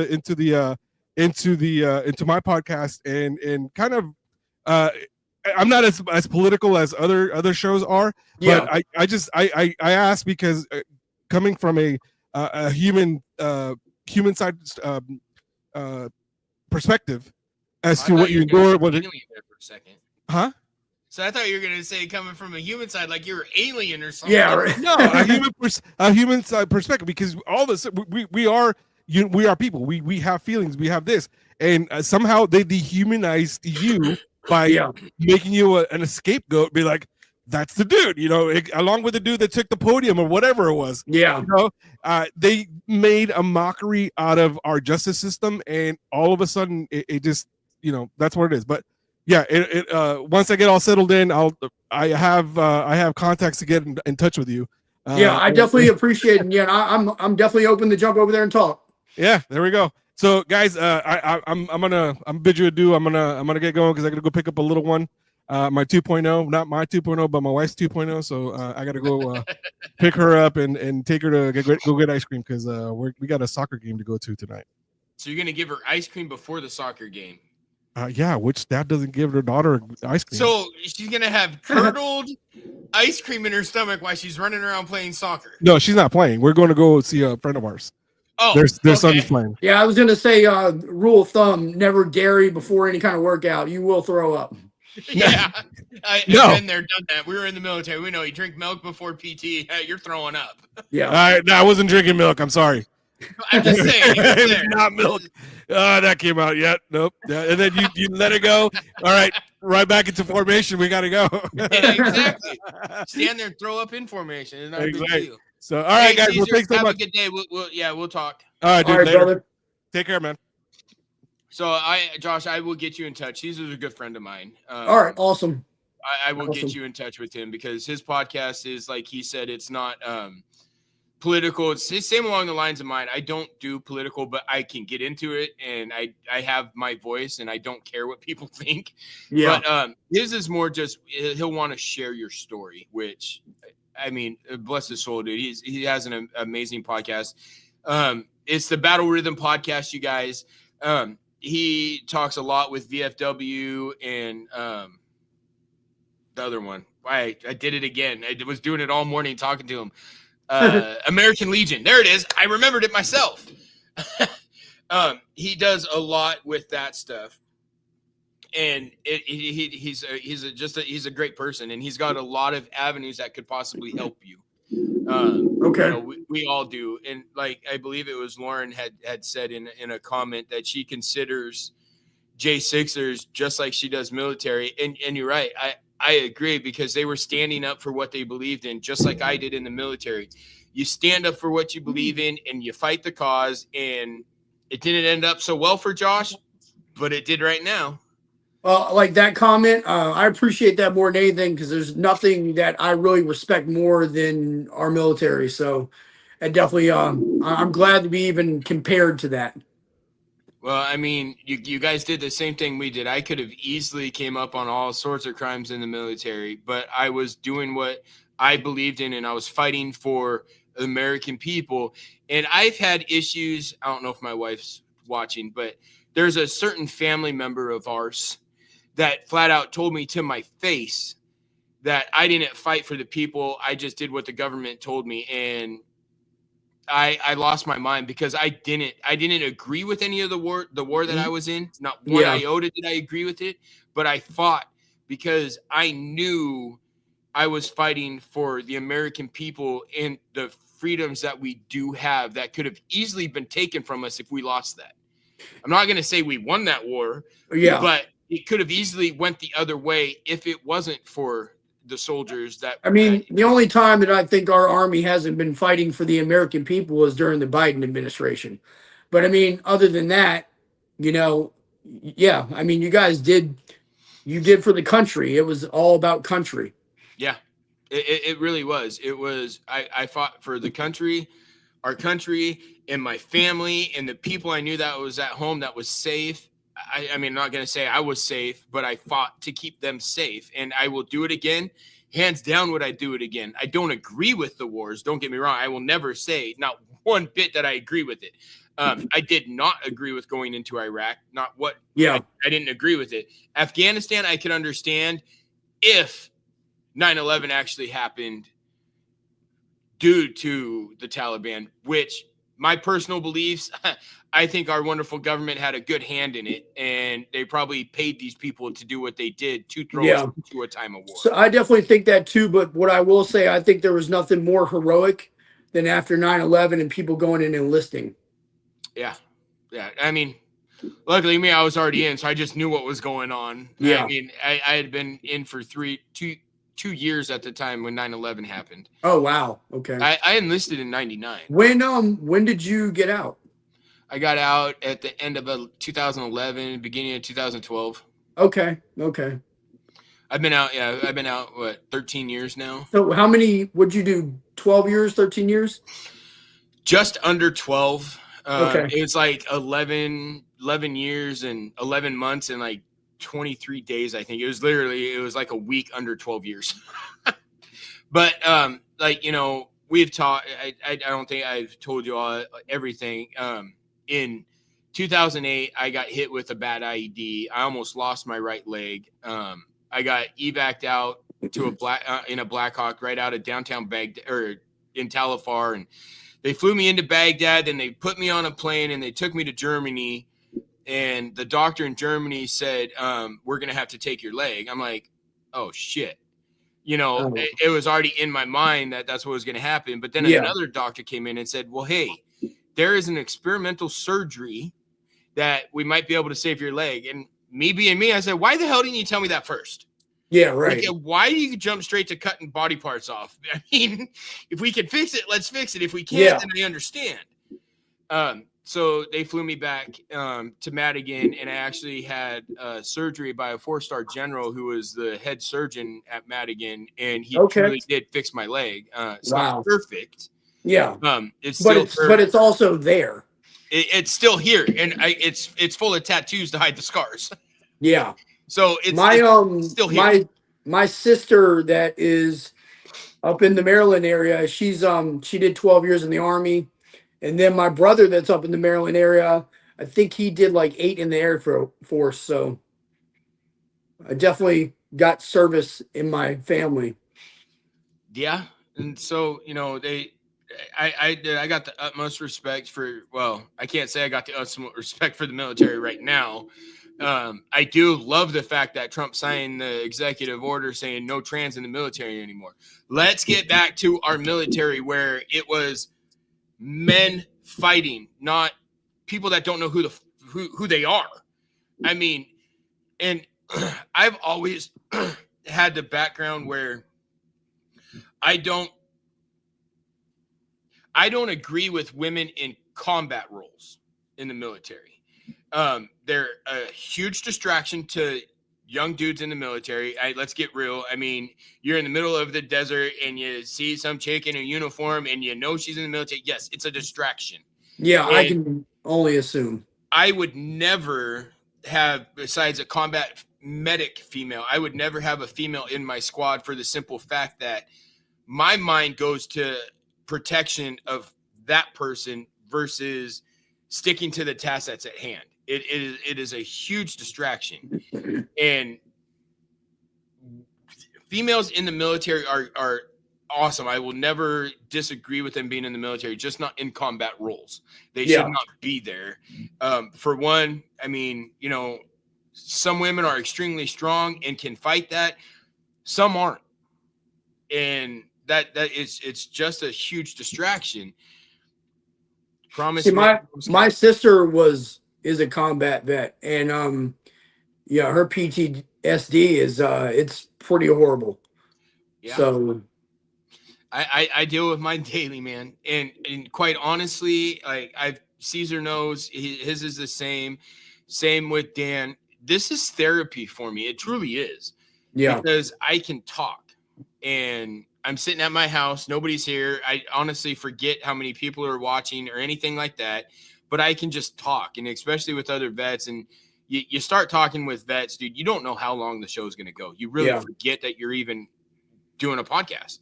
You're talking to vets and swapping stories, and then you just get in the rhythm. I was like last Thursday with Dan. Got on his show, ended up being on there for 3 hours. Yeah. I actually told you this a few hours ago when you asked me about doing the co-host thing. And I immediately said yes, because this is therapy for me too. It's much better for me to get out and be active with it and be in front of it than for me to sit back in the shade and hide. Whoa, wait. What? Christy just put this on there. He said he would give schools back to the states. He shut the Department of Education down and locked the doors. I am freaking stoked. I actually seen a video of Maxine Waters standing there and a guy stopping everybody from getting into that. And she was like, oh, we need to fight this. We need to fight this. It's like, what are you doing? You lost your job. You can't get in there. It's what it is. That's great. I love it. And there it is. Promise made, promise kept. He said he was going to do that, and he did it. Trump has done so much in, 3 weeks right now? I mean, everything he said in his rallies and his whole campaign and everything he said he was going to do, he's done. So, and, people are not used to this because they're used to campaigns being exactly what they are, campaigns, and then getting into office and then making up excuses why they can't do something because their hands are tied. And he's done the exact opposite. He's came in and kept every promise. And then there's this one. You're right. He pardoned people the day of the inauguration, and I didn't realize Trump said this. They will be out tonight. That's amazing. Yeah. And you guys sure shit were. You were out that night. I was out that night. I literally, and he signed that executive order pretty late. He signed it at like 7:30 at night. And I'm telling you, 4 hours later, they were at my cell telling me to grab my stuff. Yeah. Well, Patriot 84, you're right. She's talking about you doing this as therapy, and hands down, it's very true. And I've talked to Josh personally on, outside of being on a podcast about this, and we have it figured out. He's gonna be a co-host on here to get used to it, and when we get him his stuff, I'm gonna help him build up his podcast. And I know Caesar could help. I know Dan will help. I mean, you got enough people that know how to do this podcasting thing that you're really not going to have to worry about it, because once you start, I'll sit in the background and I'll run your sound. I'll run everything. You'll just have to get on there and talk until you get used to doing it. Yeah. And, I'm super excited about it. And, I just, I want to get out there. I got a voice that needs to be heard. I'm not scared to say anything. So, I mean, it's really 100 miles an hour for me. Yeah, once we get you going, it's going to be something else. Our rap, you're right. Where would this country be if it wasn't for the servicemen and women? I mean, hands down, dude. I missed that comment earlier. I just seen it, but yeah, no, you're 100% right on that. And yeah, and Patriot said that she's told you this will help you heal, and it's definitely going to help him get acquainted back to being a civilian and being having all these freedoms again. Not for nothing. I like to consider myself pretty strong-minded and strong-willed, but when you just went through the hell that I went through, it would affect anybody. So it's definitely going to be a little bit of a road ahead of me, but I'm going to go right at it, as I do everything. I just had something on X that, and I'm trying to find it. I just got a notification for it. Something with Doge happened. Really? Something was exposed again, and now I don't know where it went. Huh. Yeah, I got it, and now I just don't know. Now I don't know where it went. So something happened with Doge doing something, and now I can't find the comment. Of course. I is what it is. I missed that. I missed it. Yeah, just go to Conservative Ant. He probably already knows. I'm sure he's in the middle of a thing right now, so he's probably talking about it. Probably. No, I want to know what I'm sure I'll talk to him. I got to start a group chat with me, you, and him anyway. Yeah. But let's see what I missed something. Here's one from Christy. I agree with that. I was raised by parents in the early 50s and grandparents born in the 20s. Yeah, my grandparents were definitely born in the 20s as well. My mom was born early 60s.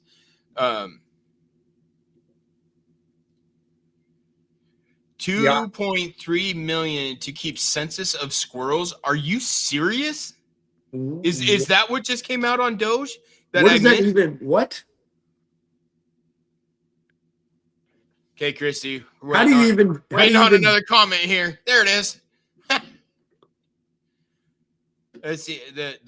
Lonely Rat Project. Wow, that's what just came out. Peter Griffin. US. Yep. This one, I don't know anything about this. And I'm assuming that's what just popped up on X that I missed. That's crazy. So yeah, no, that's really weird. I mean, Doge is exposing so much. It's ridiculous. Where I mean, none of us knew where this money was going. Now we know. I mean, did any of our money go to anything worthwhile? Like, I mean, like, it's not looking like it.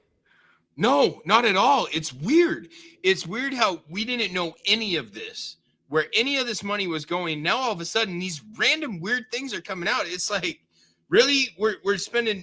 You're taking 20 million of our tax dollars and sending it to Iraq, where we were in a 13-year war with, for freaking Sesame Street. And can you imagine, like, some of these projects, people were actually employed at these places to do this shit?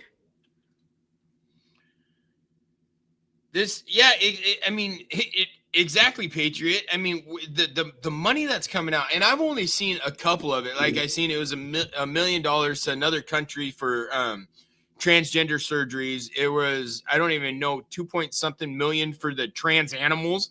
Are you trying to make an animal that is a male animal be a female? I mean, but it was even worse than that. What they were doing is they were changing the sex on it, and then they were giving it a common known date rape drug that is being used in the LGBT community. And they wanted to see if the rat would be more aggressive. Like, literally, that is what that program was. I mean, that is the most insane thing I've ever heard of. So you're changing the sex of it, and then you're getting the freaking rat high. I mean, come on. Dude, we know this is crap. We know we're seeing this stuff come out. We know it's BS. Well, I mean, maybe, but I mean, liberals definitely have a weird thought process on stuff that I will never comprehend, ever in my life. I mean, let's get. Look at what they're doing. They're literally like villainizing Elon Musk for helping save the American people money. But what's even crazier is you got liberals, and I'm not even talking about like in Congress. You just have the liberals throughout the country that like are okay with being ripped off. They're mad at Elon. How does that even make sense? I had a guy, he was like, oh, gas price. I live in Washington. Gas prices haven't gone down. I said, I don't know where you're looking at, but I know diesel was about $5.70 a gallon, and now it's down to $4.30. So please tell me where the gas hasn't come down. I drive a diesel. Well, I have a diesel. I'm not going to say I drive because I can't really drive. But I'm watching the prices, and the shit is coming down, and it's very weird to me that these people are like, oh, the prices ain't coming down, blah, blah, blah. It's like, you guys, what are you going to do when gas gets back down to $2 a gallon? You're going to say it wasn't Trump that Biden did it? Come on. Yeah. I can't really comment on the gas prices because that I don't know too much about right now. Well, yeah. I mean, well, let's see. In Washington State, we are one of the highest taxed states. Our wonderful governor at the time, the piece of shit that he was, Inslee, put a 45-cent tax on a gallon of gas just for shits and giggles, I guess. Nobody knows why. I mean, we're already taxed. Yeah, I saw that. More. It's great. But when Trump was in office, gas prices, diesel prices, the first time I had ever seen diesel in a long time was $1.80 a gallon. Soon as he was out of office, it jumped to $4 a gallon, like instantly. I was like, what why is this happening? And it's just, I don't know. She said, I'm from Scranton and it's horrible. It's horrid. Yeah, no. And hopefully Trump fixes everything. I mean, I eat a lot of eggs. You know, I eat like 6 eggs in the morning. I'm really tired of spending $30 for 32 eggs. So that's one thing. We got one good little hookup on that. So apparently my sister has like somebody that has a farm, and for like $15 a week, they drop off like 3 cartons of 18 eggs. And we go through them because, you know, I'm back on my workout routine.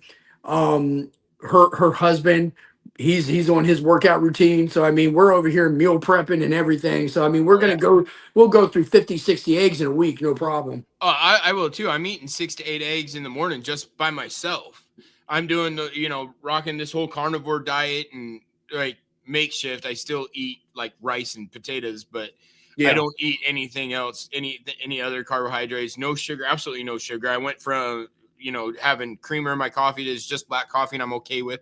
I've lost quite a bit of weight, and I mean over 20 pounds already, and I feel great, but I'm also, 6 to 8 eggs in the morning. Yeah. And then I'm not hungry until dinner. And then dinner, it's like a piece of chicken and maybe a little bit of cooked rice that I cook, not like rice-a-roni or anything like that, steamed rice, or it's a piece of meatloaf or something like that. And it's been great. Yeah, I'm already counting my protein and everything now at this point. Because I mean, if anybody on here has seen what I used to look like, I was a 245-pound bodybuilder. Now I'm about a $195. And I mean, not for anything, I don't look horrible, but it's like I'm going to the gym, and my bench press at this point is pretty much what I was using to warm up with. So it's kind of it is what it is. But I mean, muscle memory is a real thing. So give me 6 months, and I promise I'll put 25 pounds of muscle on in 6 months, just because my body knows how to do it. Exactly, Patriot. You lost 140 doing that. No sugar, no processed food. That's amazing. Good for you. Oh man, that's stellar. And it really is. You cut out. Since I found out my dad had cancer, me and my family have decided to go to no processed foods. I make dinner every night. We don't eat fast food. The sugar's gone, except for the kids, granola bars or whatever. And dude, I feel so good. I feel so much better now that stuff's out of my system. It's amazing. It's amazing how much more energy I have. That blows my mind. I mean, I went from not really wanting to do anything, just kind of sitting around, to I cut that shit out. I have energy again. I have energy almost like when I was in the military. I mean, I'll tell you one thing for me right now, my body's going through it. You can only imagine switching from 3 years of prison food to like good quality food again. Yeah. It's just, I mean, yeah, my energy levels are up. I feel so much better already. So he sent a letter. I see.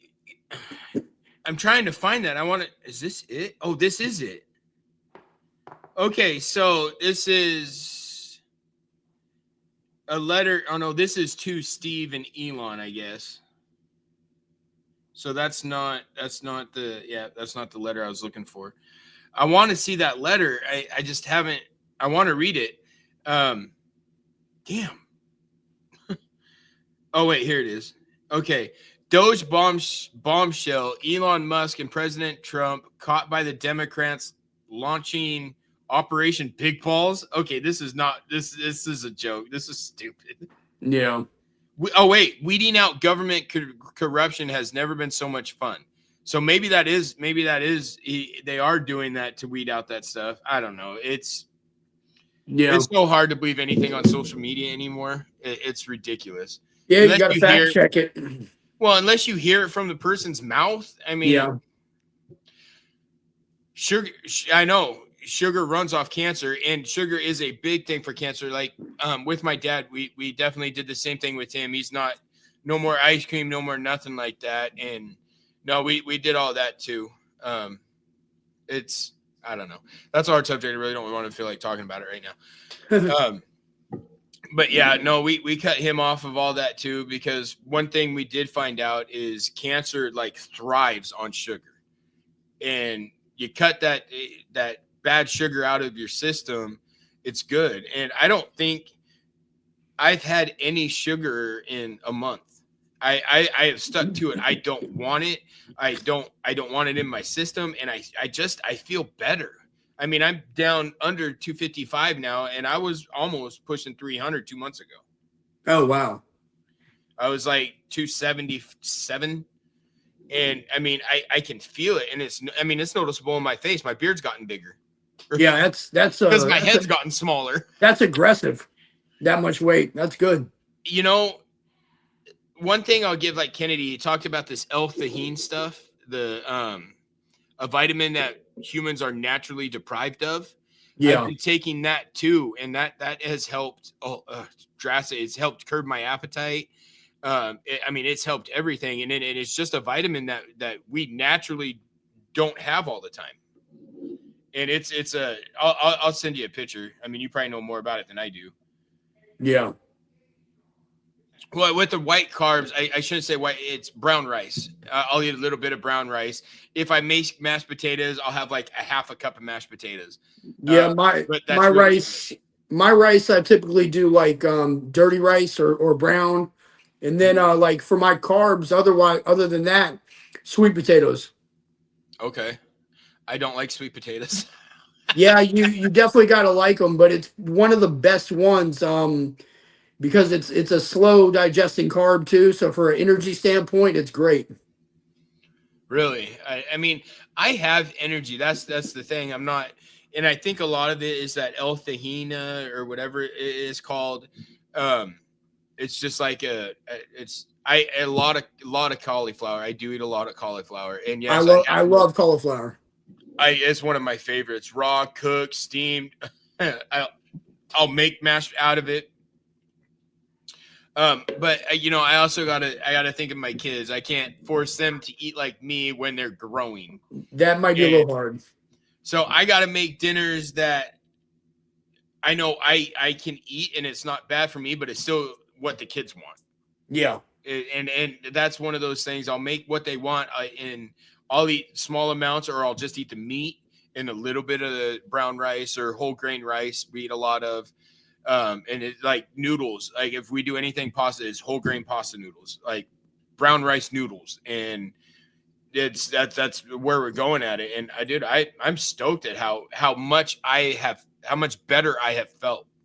Yeah, it's true. It's weird. It's really weird. You get rid of all the crap that Kennedy has been talking about. You get rid of all of that, and then you feel better. Yeah, Man, it's something else.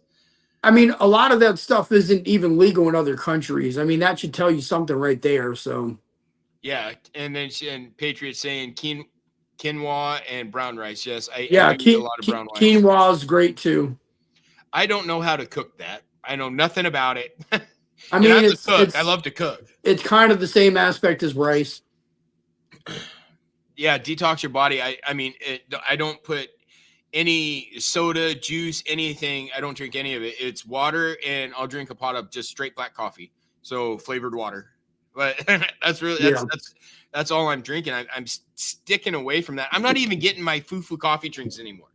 Don't get me wrong. I like my mochas. I like my ice drinks with raspberry flavoring in it, but I won't even get those anymore because you get rid of that. It's amazing how that craving goes away. Well, it's so many empty calories too, those things. I mean, it's ridiculous. Like, because I mean, that's something that you have to watch your calorie intake and still trying to get enough protein in. And you don't want to waste 500-600 of your calories on one freaking drink. Oh, yeah. I have a rice cooker too, and I make my rice. I'm no longer rice in a box, rice, none of this. And I've always been a big fan of rice. Like since I was in the military, I had, good friends of mine that were Filipino and Samoan, and, rice and meat. That's all they ate. Rice, meat, and vegetables. And I don't know if you have any Filipino or Samoan friends, dude, you meet their family. You're part of their family. There's no, they like you or they don't, and you're gonna know. Actually, I grew up around a few Filipino guys back in high school, and I was good friends with them. So I've been to a few of their houses and ate there. So I know exactly what you're talking about. Oh, talk about food. Holy crap. They want you to eat. And like I said, they like you, and you're part of their family, and it is what it is. That's where I learned how to make my sticky rice. And I learned there, spare ribs and rice, or spam and rice, or chicken and rice, or steak and rice. Everything is with rice. Spare ribs and rice is amazing. Oh, it's so good. It's so good. And and I'll change it around. Like I'll cut up chicken and fry it and mix it in with the rice for something different. And I've found so many different ways to make eggs. It's insane. You learn how to make eggs all sorts of different ways when you're forcing yourself to do this. And that's where I'm at. And I love it. I feel so much better. I feel so much better. I just need to get about another 40 pounds, get back down to my military weight. And dude, it'll be great. I'll be back out running again if I could get down there. Hopefully, so it doesn't hurt my knees. Yeah. But I know I need to lose the weight to get to that point again.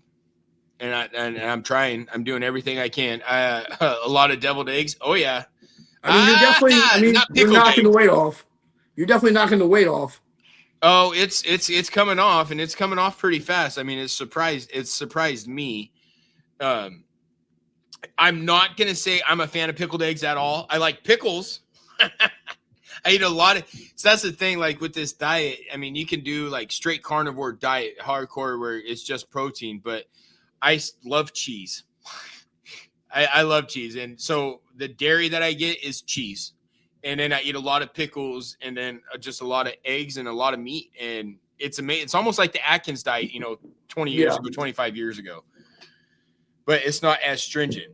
So hey, you guys. On that note, my kids are about to be home from school. My dogs are going to go nuts. But Josh, thank you for taking the last 3 hours out of your day to get your story out there. I mean, it's truly amazing to know that feeling that you trust me enough to open up and get your story out there. I really appreciate that.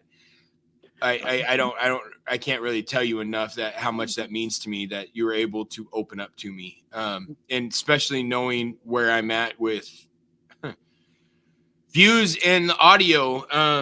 Dan texted me and you've seen it. I mean, right now our audio went worldwide. I don't know the views on that, but he said we were doing a kick-ass job, and he would tell me about 11 o'clock Eastern time. That's when he'll get the analytics from everything. Okay.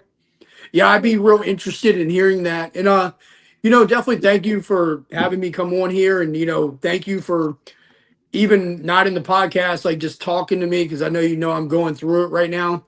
I look more than forward to being with you as a co-host, and then starting my own show, and getting my voice out there. So, I can't wait. You're getting your story out there, getting your voice out there, and just to see you and other January 6th people being able to come to a common ground. I mean, that is a huge thing when you're talking to somebody, is to have that commonality. That's why I connect so well with vets. I am one. And when I have vets on my show, I can just connect with them. Yeah. That happened with Dan. And that's a good way on why I believe that we were able to connect as well as we did, is because I can understand where you're going through. I mean, being in prison for 3.5 years to me isn't any different than me being in Iraq for 4 years. It's the same. You're away from your family. You're doing stuff that you truly don't want to do. And then you come back and you have this massive transition that you have to do. And it's not something that comes easy. It really isn't. And I want to help you be able to do that. You and Rasha and Dan and anybody that has to deal with this. I understand how hard it is to go from where you were at to coming back to being a civilian. It's hard, and I still struggle with it to this day, but I have found ways to deal with it, if that makes sense. And you will get there. Yeah, I think it's one of those things where you can never really forget the experience that you went through, so you're but never like you said, I will find ways to deal with it better. Yes. And Christy, she put in here a letter Elon Musk put out. My email's down there. If you can write it down, because I can't find that letter, I would really like to read it. Shoot me the email. And for any of you guys that are listening that are in the same position Josh is in, and you want to share your story, or you're willing to share your story, send me an email and we will set up a date and we will get you on this show with Josh.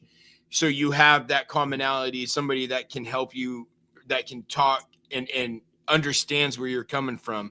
But I will put every single one of you that have had to deal with this on my show. And I have told Josh, if all 1,500 of you that got pardoned emailed me, I will do 7 years or 6 years or whatever it is, once a week of having one of you on my show. It needs to happen. There's no way around it. And again, thank you so much for getting on here and sharing your story. I know that does take a lot, and I know you're ready to get that out there. And it's awesome that you're at that point that you can. Just remember, whether you're TikTok or not, don't listen to the comments. Don't let it. I'm learning.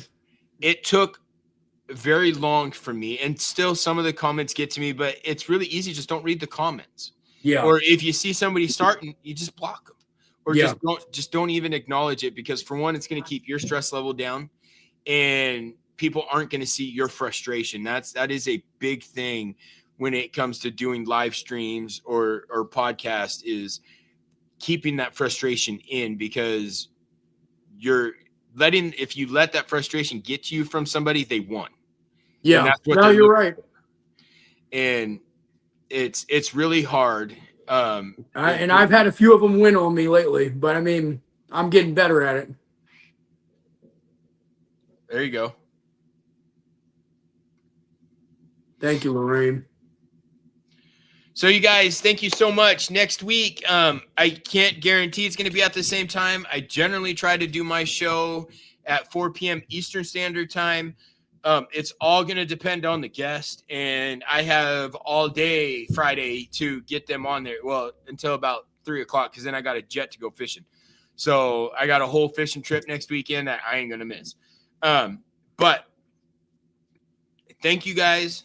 Thank you all for getting on here and showing Josh love. He needs to see that there is people out there, and it's not just the ignorant BS that comes. There is people that truly care about you and that want to get this story out. And I mean, that's been proven in, I don't know, the 1,000 comments that we've got, that people do care about you. So just remember that you're not alone. You're really not. And like I had said earlier, you got 70 million plus people that stand behind you.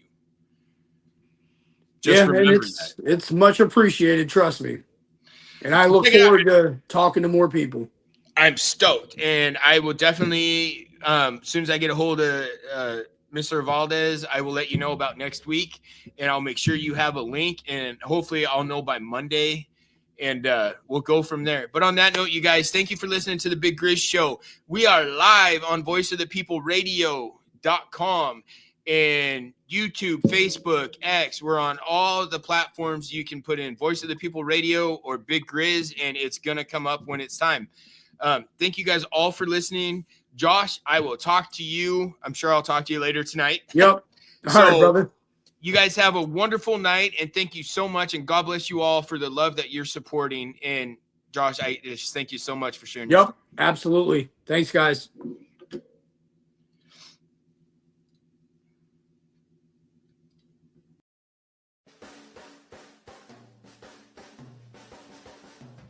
Hey, thank you everybody for tuning into the Big Grizz Show. We will be live on air with Voice of the People USA Radio.com every Friday at 4 p.m. Eastern Standard Time. Times could change depending on guests, but I want to take a minute to personally thank every single one of you that have listened to my show. You guys are an amazing group of people, and you have helped me get to where I am now. I thank you from the bottom of my heart, and I thank God above all for the opportunity He has put in my lap, and I'm going to run with it, and I'm so happy to see you guys running with it with me. You guys are amazing, and God bless you all, and have a wonderful week, and we will see you next week. Have an amazing week, everybody.